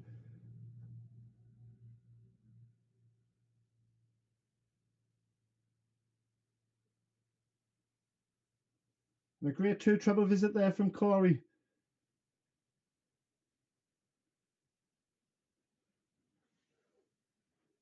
Chances there for 3-1. Will it be punished? A beautiful first start. Double top again. 2 10s for 2-2. Chances. Where will this leg go? It goes in the favour of Callum Cory. And a relieved man is one away from a place in the round of 16.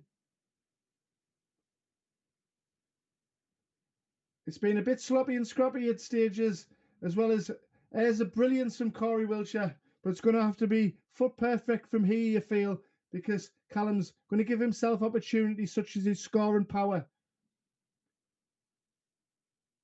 I'm sure Cory will feature heavily in April onwards. 8 events for the brand new JDC Vault, which gets underway.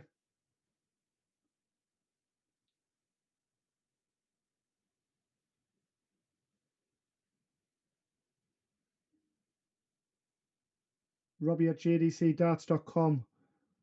Email and find out your local regions and get in quick. As quick as that 180 went in from Cory Wiltshire. We know he's got the scoring power. We know he can go deep himself. Semi-finalist in the opening weekend.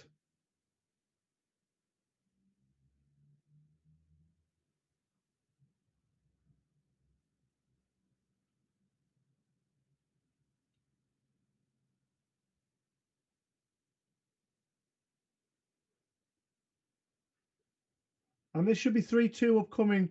199 way back. 88 going. Just take care of your work, Cory. And it's good board management to leave himself tops.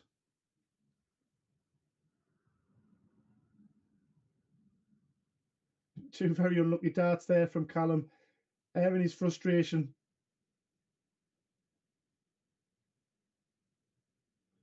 Recovers brilliantly to split that. But it's Wiltshire, who's normally very slick at tops. He's hit it twice in the match, and it keeps him in this one. He's 3-2 down, but he's got a break here to give himself the opportunity to throw for the match. Both averaging brilliantly in the mid-80s. The Jdc Advanced Tour, the very best around. 32 players. 4 events over the course of the weekend. And our next weekend is hot on our heels. Weekend of the 5th and 6th of April. Before we head into mid-May, the 17th and 18th. And our final one in June. Was Alfie Self who topped the tree, our semi-finalist from earlier on, our JDC number 1.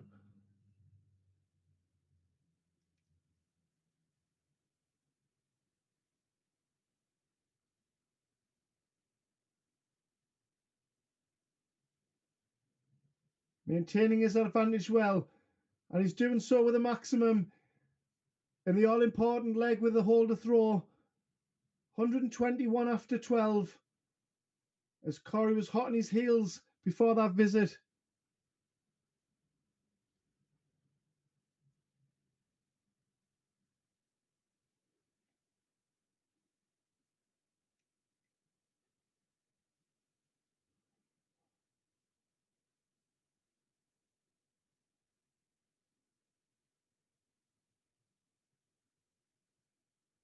Scoring adjustment there, so 220 needs to pressurise this 69.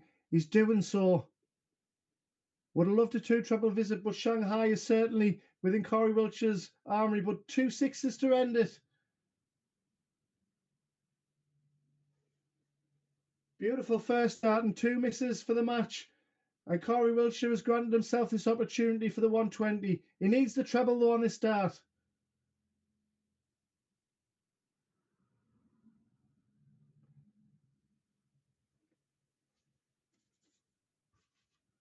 Double 3. It looks a blocker. Can he overcome it? He doesn't.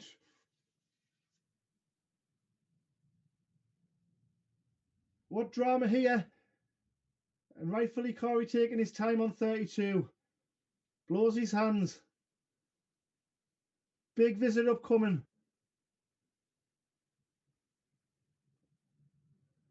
Double 16. Had to ask if it was in. It certainly is, Cory. We're going the distance. Good luck, boys. It's Cory's darts. He's been 3-1 down.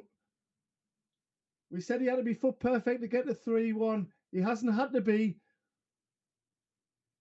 But he's got here all the same. He's hit the all-important doubles. And will Callum Cory rue those misses? Or will he be back in the heavy scoring like he has been throughout the match?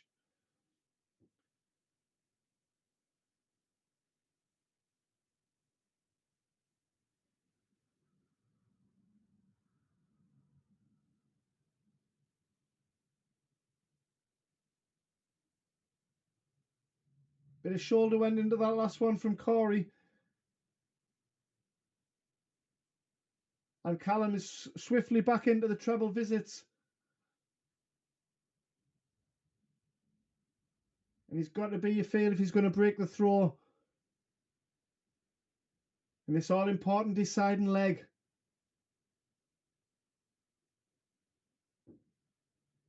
This is only the first round, folks.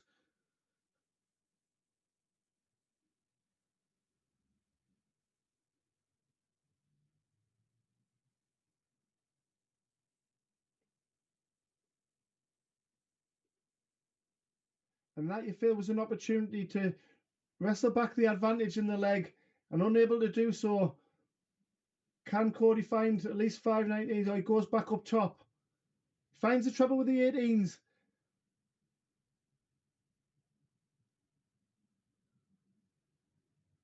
So 98's the minimum requirement, you feel, for Cory here.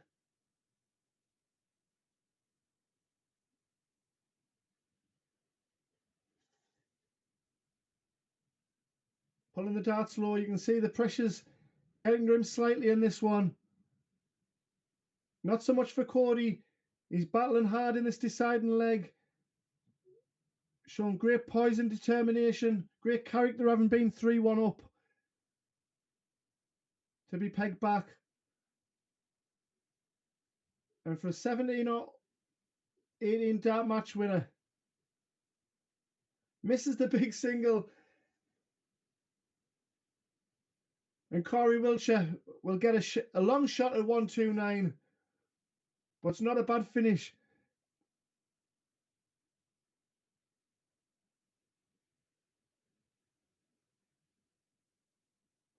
Treble 20 for the bullseye. And Callum Cory will be back.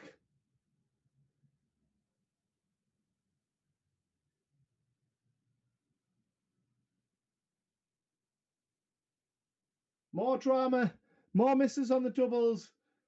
And Cory Wiltshire has a chance of 70 to progress, an unexpected one. But these are the type of matches that you look back on in the first round. Remember Kirk Shepherd back in the day at the World Championships, having so many missed darts against him and then going on to the final. Could it be Cory's day in that sense? We're about to find out because he needs double top.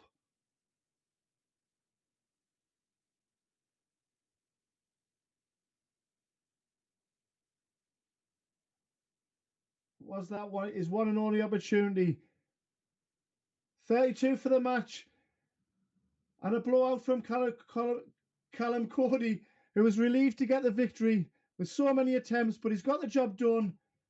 A 4-3 victory over Cory Wiltshire. And stay with us for Lee Bradshaw against Craig Devlin coming up next.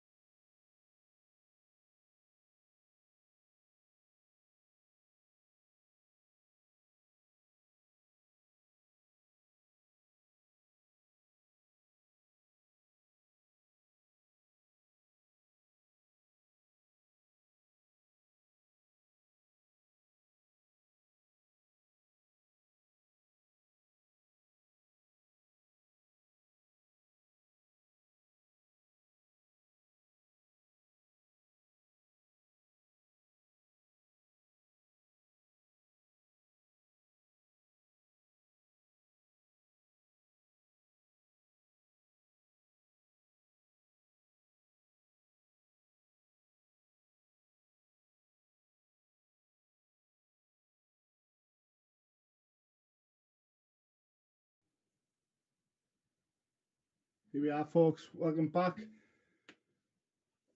for yet another last 32 match, opening round match here in Coventry. Lee Bradshaw versus Craig Devlin. A 4-3 scoreline in our last one, and this one could equally go as tight.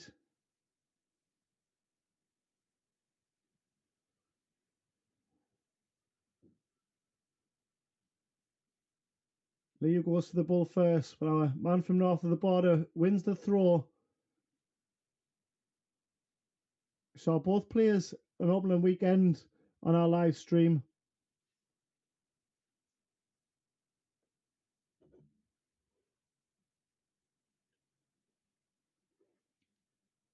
Both will be opening for a positive outcome on this one.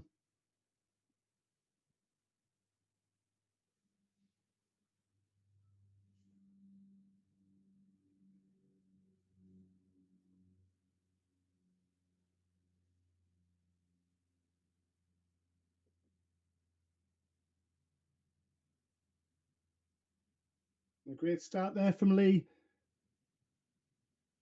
A treble of visit will settle him down.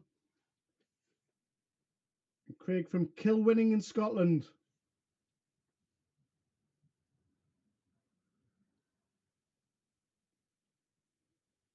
JDC National Youth Finalist.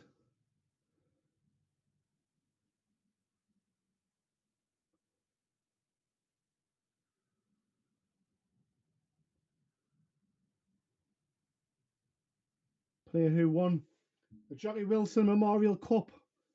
A 4-1 victory over Jay McKnight in that one.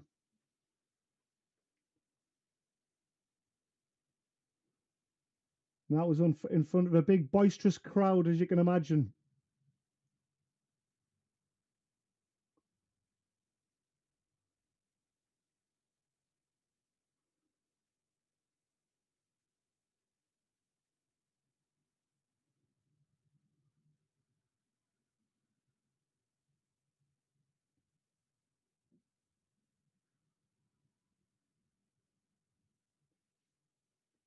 So early misses from Lee Bradshaw, but a long shot here from Devlin, but it's a beautiful finish.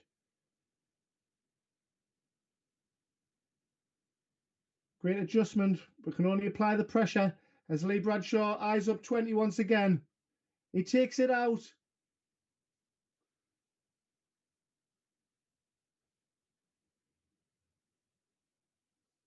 That's a confident breaker throw early.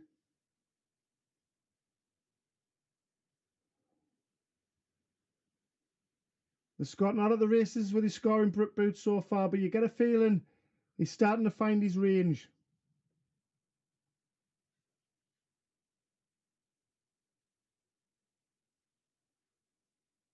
Almost our first max of the match.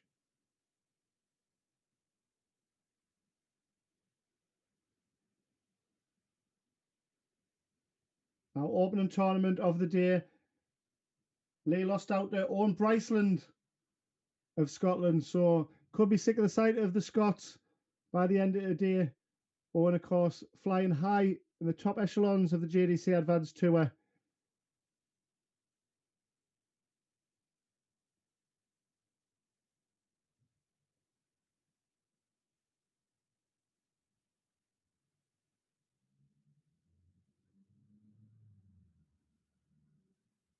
"11-year-old Owen, what a talent he is."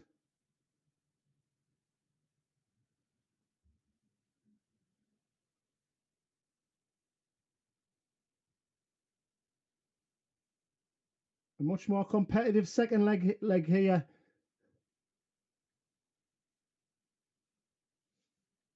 As I said, it looked like Craig Devlin was starting to find his range.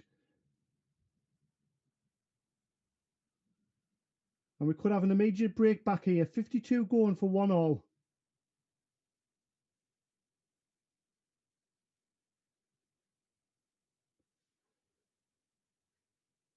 And in the best of 7, will he rue these misses?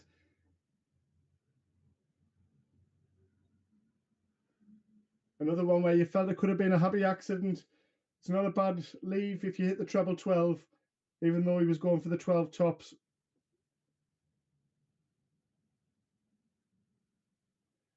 Great adjustment from Craig Devlin. It's 1-all.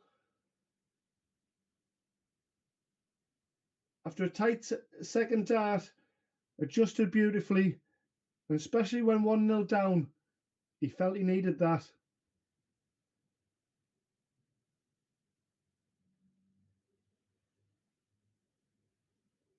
Again, great attempt at the 180 from Bradshaw.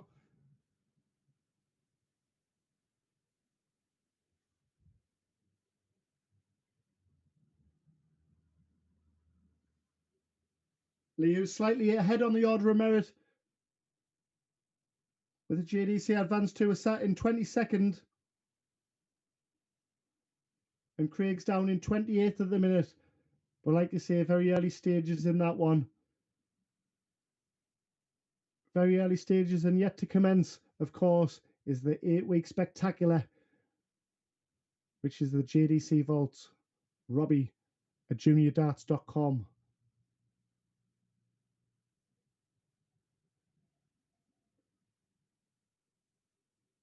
I know one of the events that's going to be taking place for that is going to be up in Hartlepool, where I play my vault at the Traveller's Rest.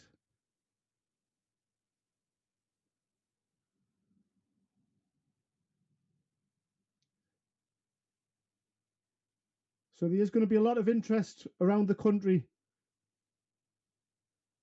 And why not, with a huge prize pool and of course the opportunity to play at the World Grand Prix finals on the big stage in Leicester.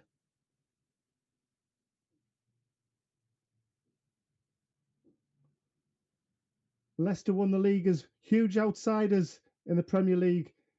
Could we see an unknown quantity, a non-member, someone up and coming through? Because you don't have to be a JDC member to join the JDC Vault.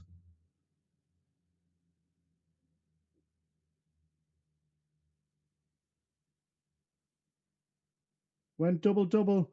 Sets it up nicely, however. Bradshaw with 80, certainly in his range. And a brilliant take in the end. He flirted with busting, but it was a great adjustment. He's 2-1 and he's retaking the lead. 3 bricks a throw so far.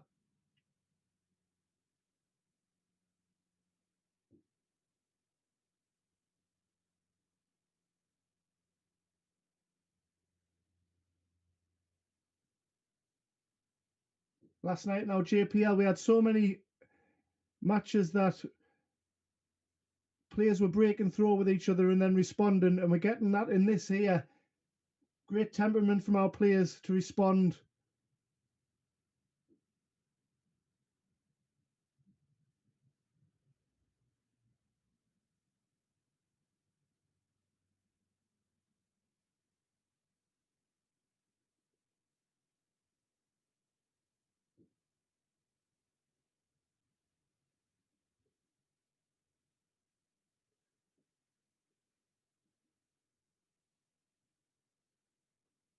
I feel with a treble, it'd be a great opportunity to hold darts for the first time here.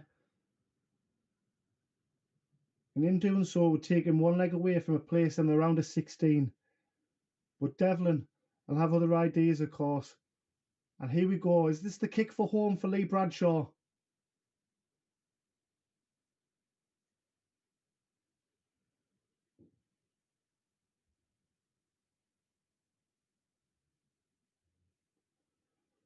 Both players failed at the first attempt in event number 5, so we'll be dipping the toes into the round of 16 for one of them in event number 6. But we know they've got the quality to go beyond that, both of them. It's just putting it together in one event, in one day.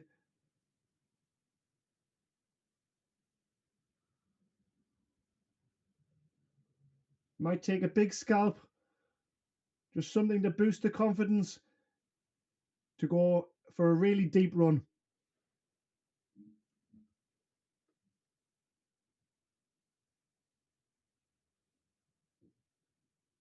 $109 for 3-1, treble 19 for double 16.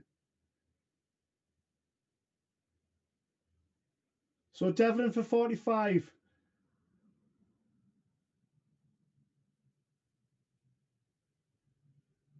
Just inside. Another closely fought leg. Another double top. Chances again for our Scot.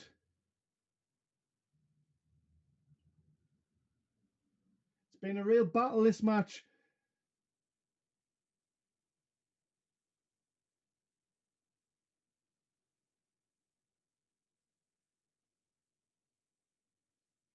Lovely marker. Finds it beautifully with the second dart. And it's 3-1 and 1 away. Devlin's darts.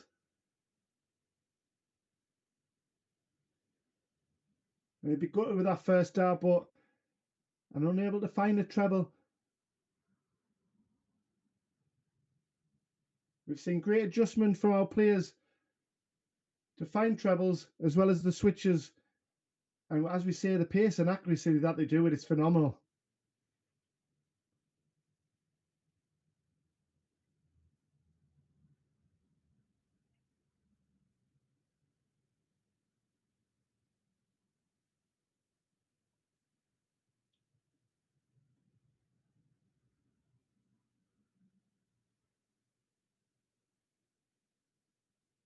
It was Craig who had one visit to the round of 16 in the opening weekend.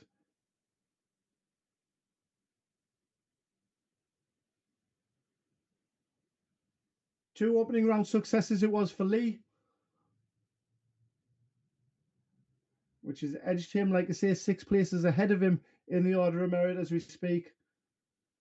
And of course, with both players going out the first round, that advantage will be maintained unless Craig Devlin can produce the victory here.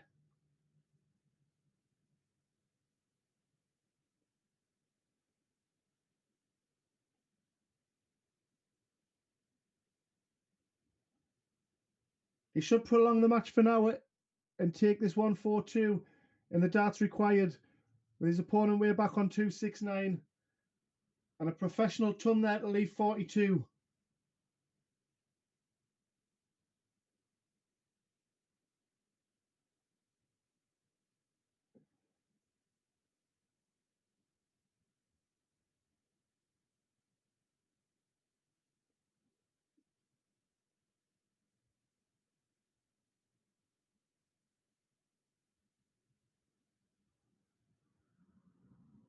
$32 for 3-2. And he takes it out. I mentioned earlier about Devlin. It was the JDC National Youth Championship that he won. It was on Jockey Wilson Memorial Cup final night in front of a big crowd. So this lad can play.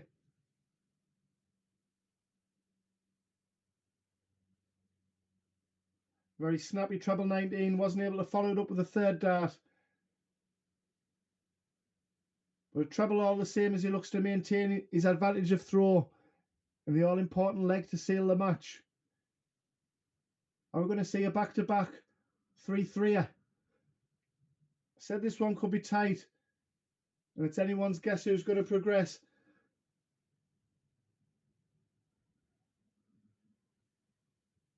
Especially after an unfortunate visit like that. Can Devlin take advantage?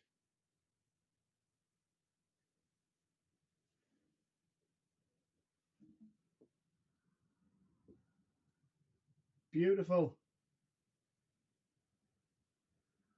And that is the kind of visit that wins your matches from 3-2 up. Back comes Devlin though.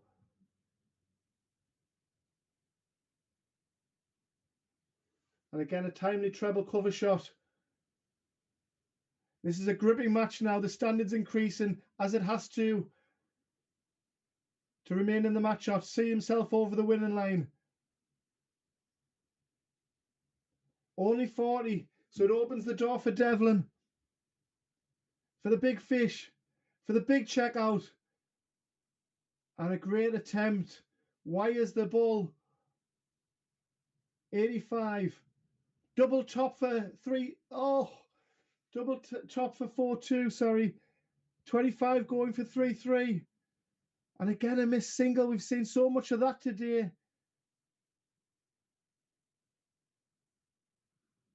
And the 25 is polished off, and we've got that deciding leg. What nail-biting stuff we've got at the JDC Centre of Excellence here in Coventry.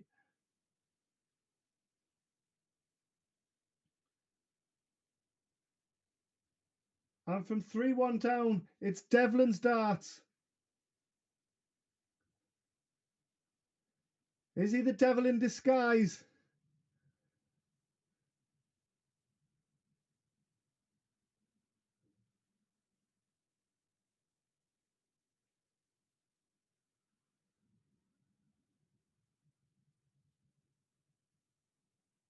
Brilliant attempt at the 180 there.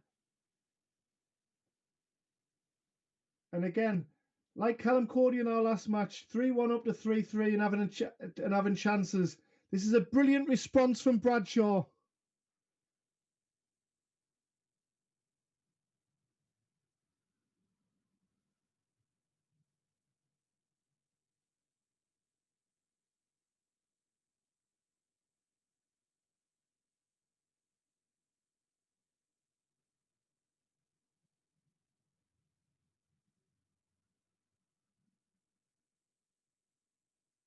Finds the treble to keep himself in it.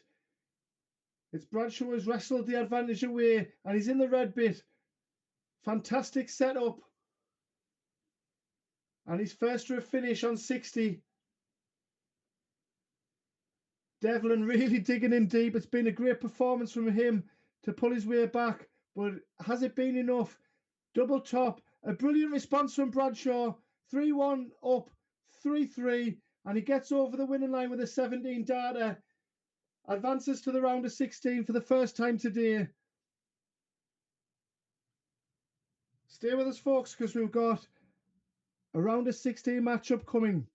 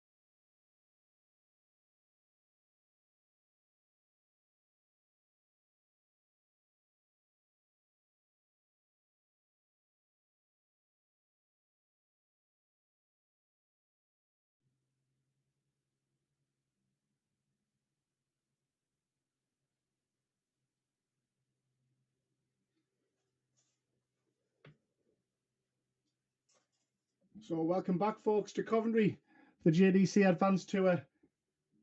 I'm just getting a heads up on the matches upcoming. Of course, we've got Jack Johnson on screen against Mason Tees.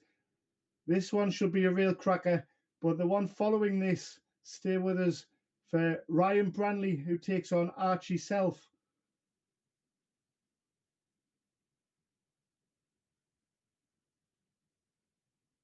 Four huge players on the JDC Advanced Tour. In terms of quality darts, that is.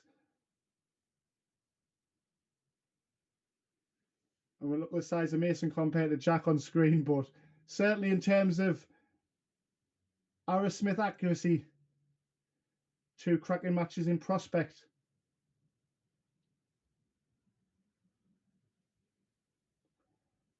The Wonder Kid from Kent takes on Stansted's finest.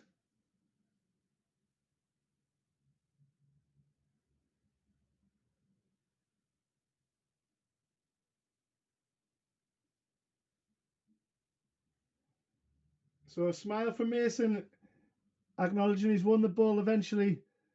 And it gets things underway, a race to 4. Our Super 16 champion on the Marshalls Arena stage. That's the opportunity that the JDC offers. Chances to play in big arenas on the PDC stage. Like it will be with the JDC Vault starting in April. Morningside Arena in Leicester, a cracking venue. And a beautiful 180, a cracking visit.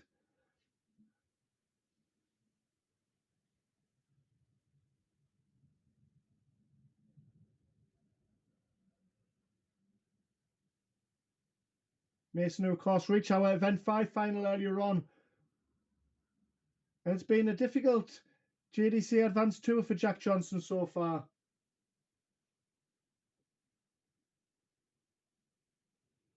But still, 20 events, there's still plenty of time for Jack to show his class. We know he's got it.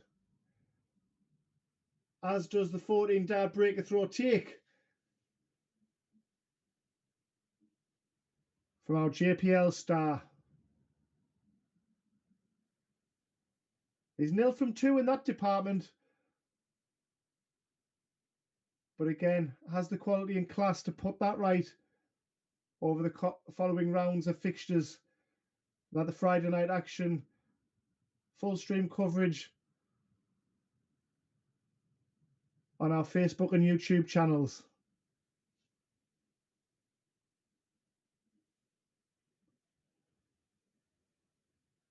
Of course, those big opportunities that are coming on the big stages, like what Jack Johnson had with his victory over Jaden Walker at the Masters finals.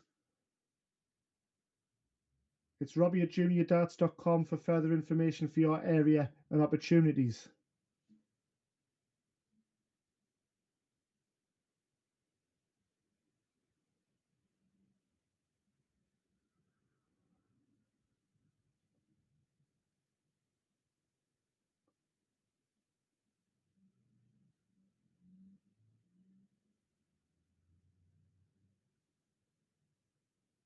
So thrown simply beautiful here is Jack Johnson with a chance here to go 2-0 in front.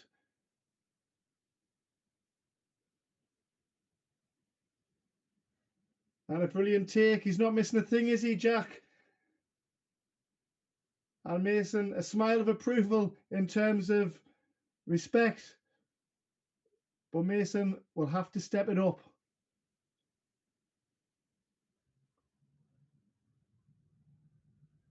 He's had such a difficult draw in event number 6 as Mason. A 4-2 victory over second-ranked player in the JDC on the Advanced Tour last year in beating Jack Nankovic. And Jack Nankovic, a 4-2 victory, like I say, and then bumps into Jack Johnson in the round of 16.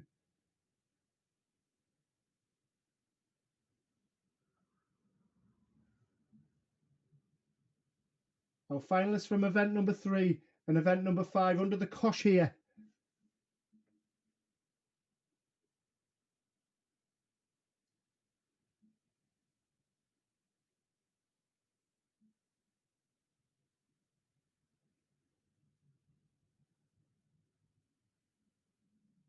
His first to a finish on 115 is Mason.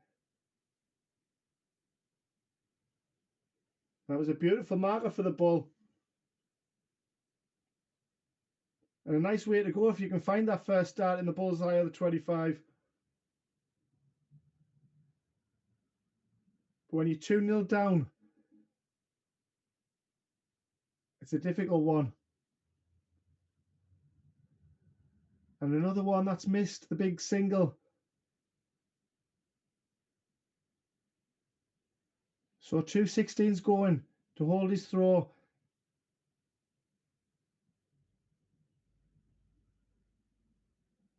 We mentioned Mason Tees, 3-0 it is to Jack Johnson. We mentioned Mason Tees beating Jumping Jack Nankovic in the first round. Well, Jack Johnson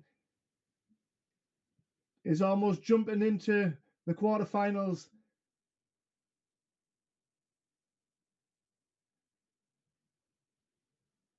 Oh, and a blind 180 showmanship from Mason Tees, our 16-year-old Supremo.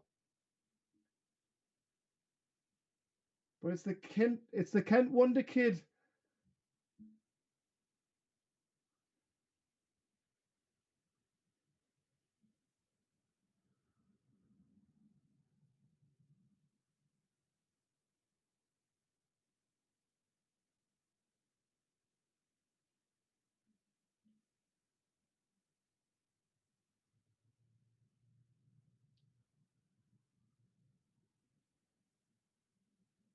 I'd love to have seen 2 treble 20s and then a blind bullseye attempt.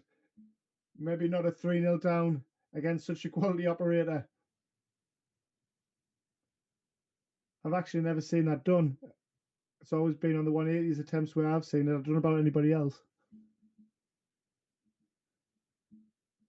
I think that is something that is certainly left at exhibition level.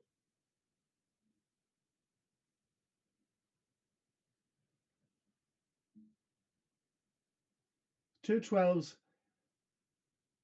And he's on the board as Mason Tees, and he's played very well in doing so. A raise of the arms to say, where's that been for the early stages of this match? But all he can do is just take one leg at a time, the old cliche.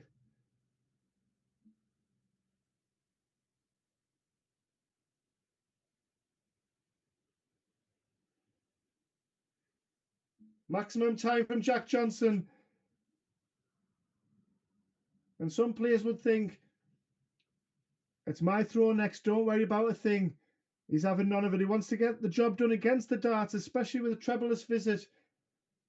Rattles in a 180, and it's 2 trebleless visits from Mason, who needs to get going if he's going to remain in the tournament for Saturday, because Johnson's on fire. A 90 average.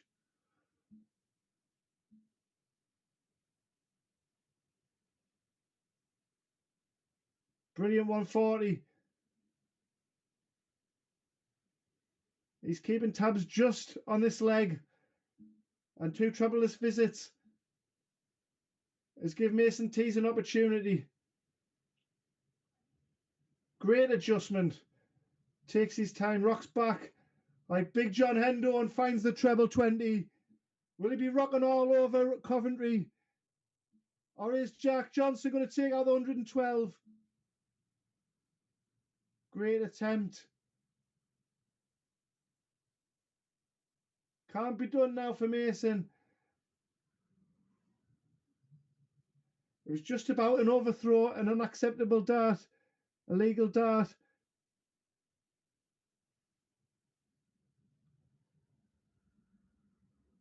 Still got a chance. Treble 17 for tops. He's got it. Double top. Oh, and that would have brought him back in the match after all that disappointment.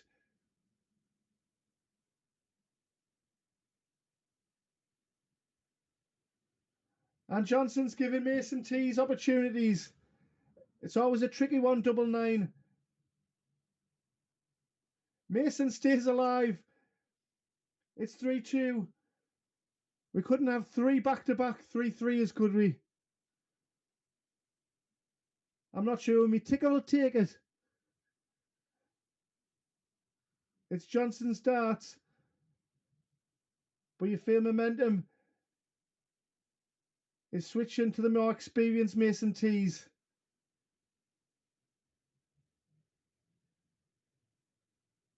What an attempt that was on the 112 to win the match.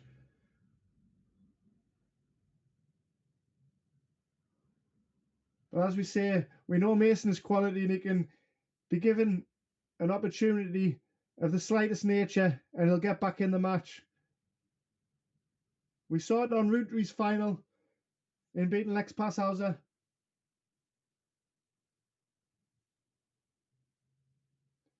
That was on the opening weekend. Of course, Lex getting the better of him in the final of event number 5.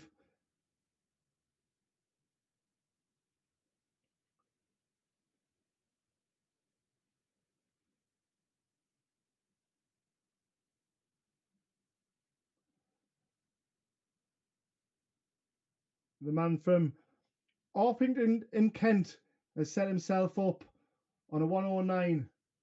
But Mason's going to be left a lot handier here. A brilliant visit to leave tops. Tension here in Coventry. Double 16 for a ton-topping finish to the match.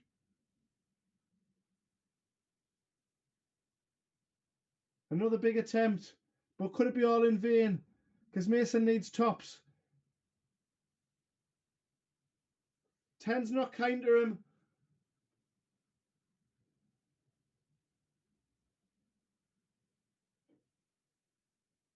And with 3 in hand, Jack Johnson has yet again a chance for the match. 2 12s. He finds it this time. And our Kent Maestro goes through. And a very friendly togetherness there from Mason T shows his respect. A great performance from Jack Johnson. And he's into the quarterfinals. Our next match up.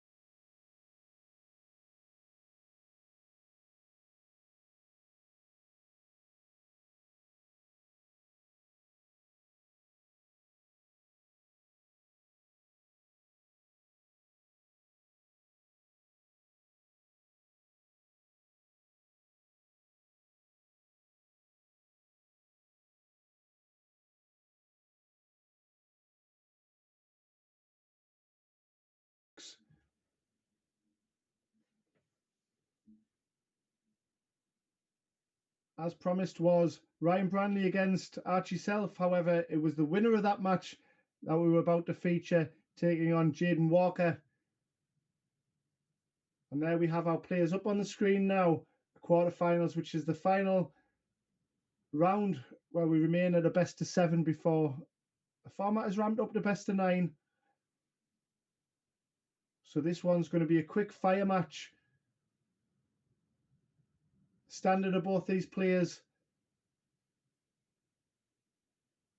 And a repeat of the JPL match from last evening.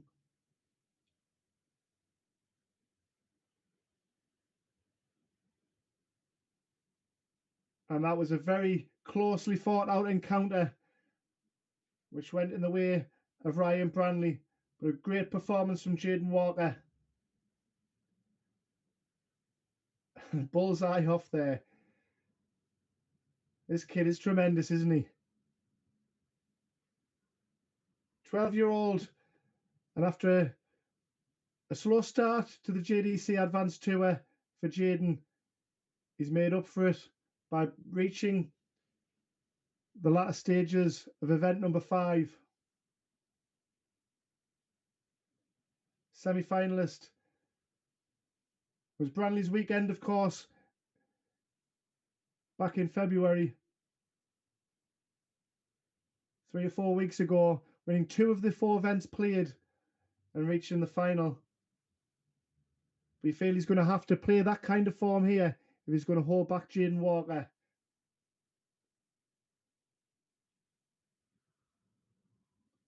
The 5-3 result last night on the JPL.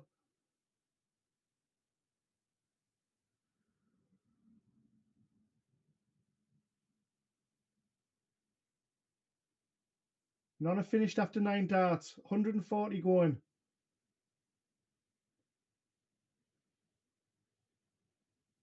Sets himself up with tops and plenty time on his hands. Rare traveller's visit so far from Branley, who I mentioned en route to his 2 titles how good he was and how good that tops was from Jaden Walker, how good he was on his opening throws. 140s and 180s nearly in every leg to get himself underway when he had the darts against the top players, which is needed in the latter stages of tournaments. He was relentless in doing that. But Jaden Walker wants revenge.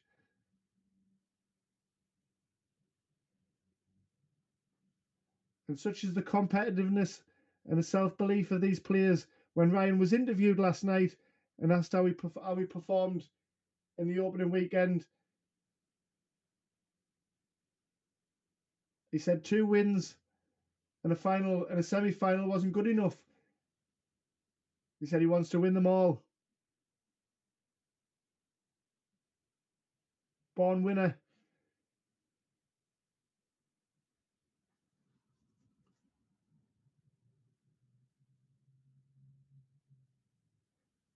Ryan also one of the stars for Northumberland County Darts. Player of the weekend many times. Along with his teammate Daniel Stevenson, who we've seen already in event number 5, which got things underway today.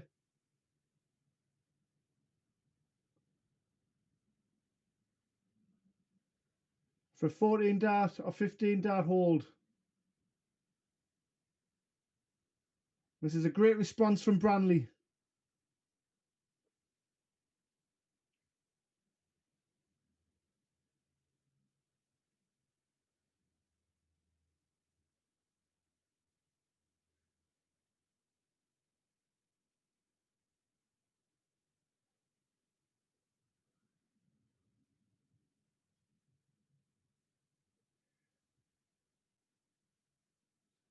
And 62, an unexpected chance here as Branley misses 3 darts at 10s. And there we have it. 2-0 Jaden Walker from way back. It was a brilliant scoring effort to give himself opportunities. But Ryan, who went out in the round of 16, in the opening day, is not having things his own way on weekend number 2, is he? Sitting top of the pile in the JPL on the Friday night against the elite stars of the Jdc Advanced Tour.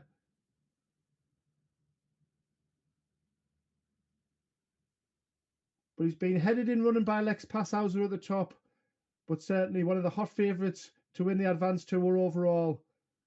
And he's still in with a shout in this one. Because as much as Jaden was in front last night, you felt Ryan grinded him down.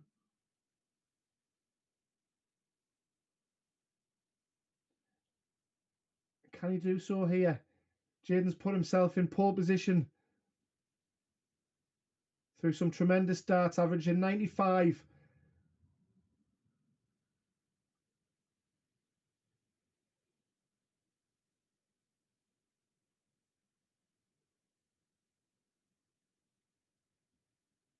Frustration there from Ryan to come up dry, and he's given an opportunity again to Jaden Walker.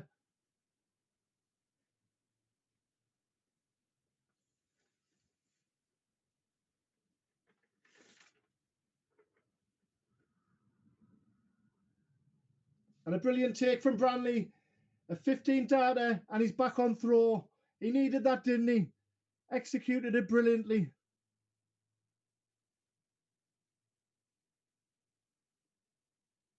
Jaden was down to 14th on the order of merit after 4 weekends, but he's certainly going to leapfrog a few players after his run in event number 5. Of course, the tables will be updated after today. And of course, after the weekend,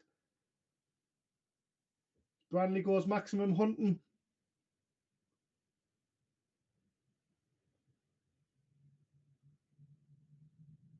Both with tremendous eye for the treble 20. 92 plays 85 in the average department. And you feel that Ryan's going to have to average 95 to 100 if he's going to win this match.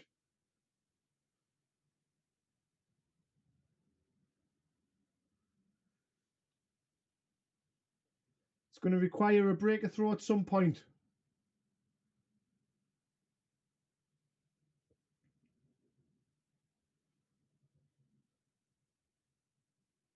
And he's a brilliant scoreline all the same with a 140, but Branley going for another ton topper.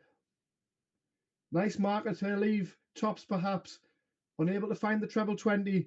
So Jaden Walker will be back for 64 for 3-1. Double 8. Great attempt. He's got to move over. Brilliant adjustment and a 15 dart. Breaker throw. Retakes the advantage even further. And he throws for the match.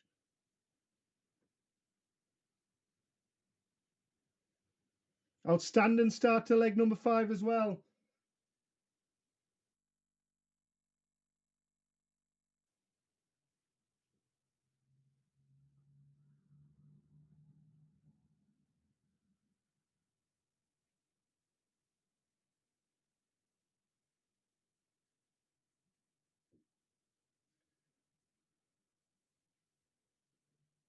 My screen's gone off once again. I do apologise.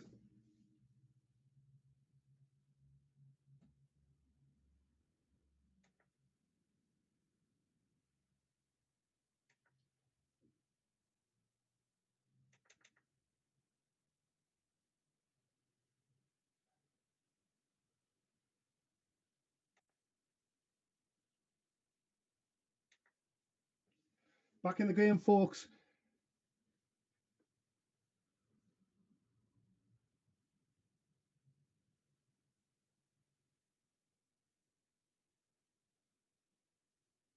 That's Jaden Walker, who requires 160 for the match. Oh, that would have been a fine way to go out. But he's brought the score down line beautifully. Half his score to leave 80. Branley will have to hope for misses, you feel.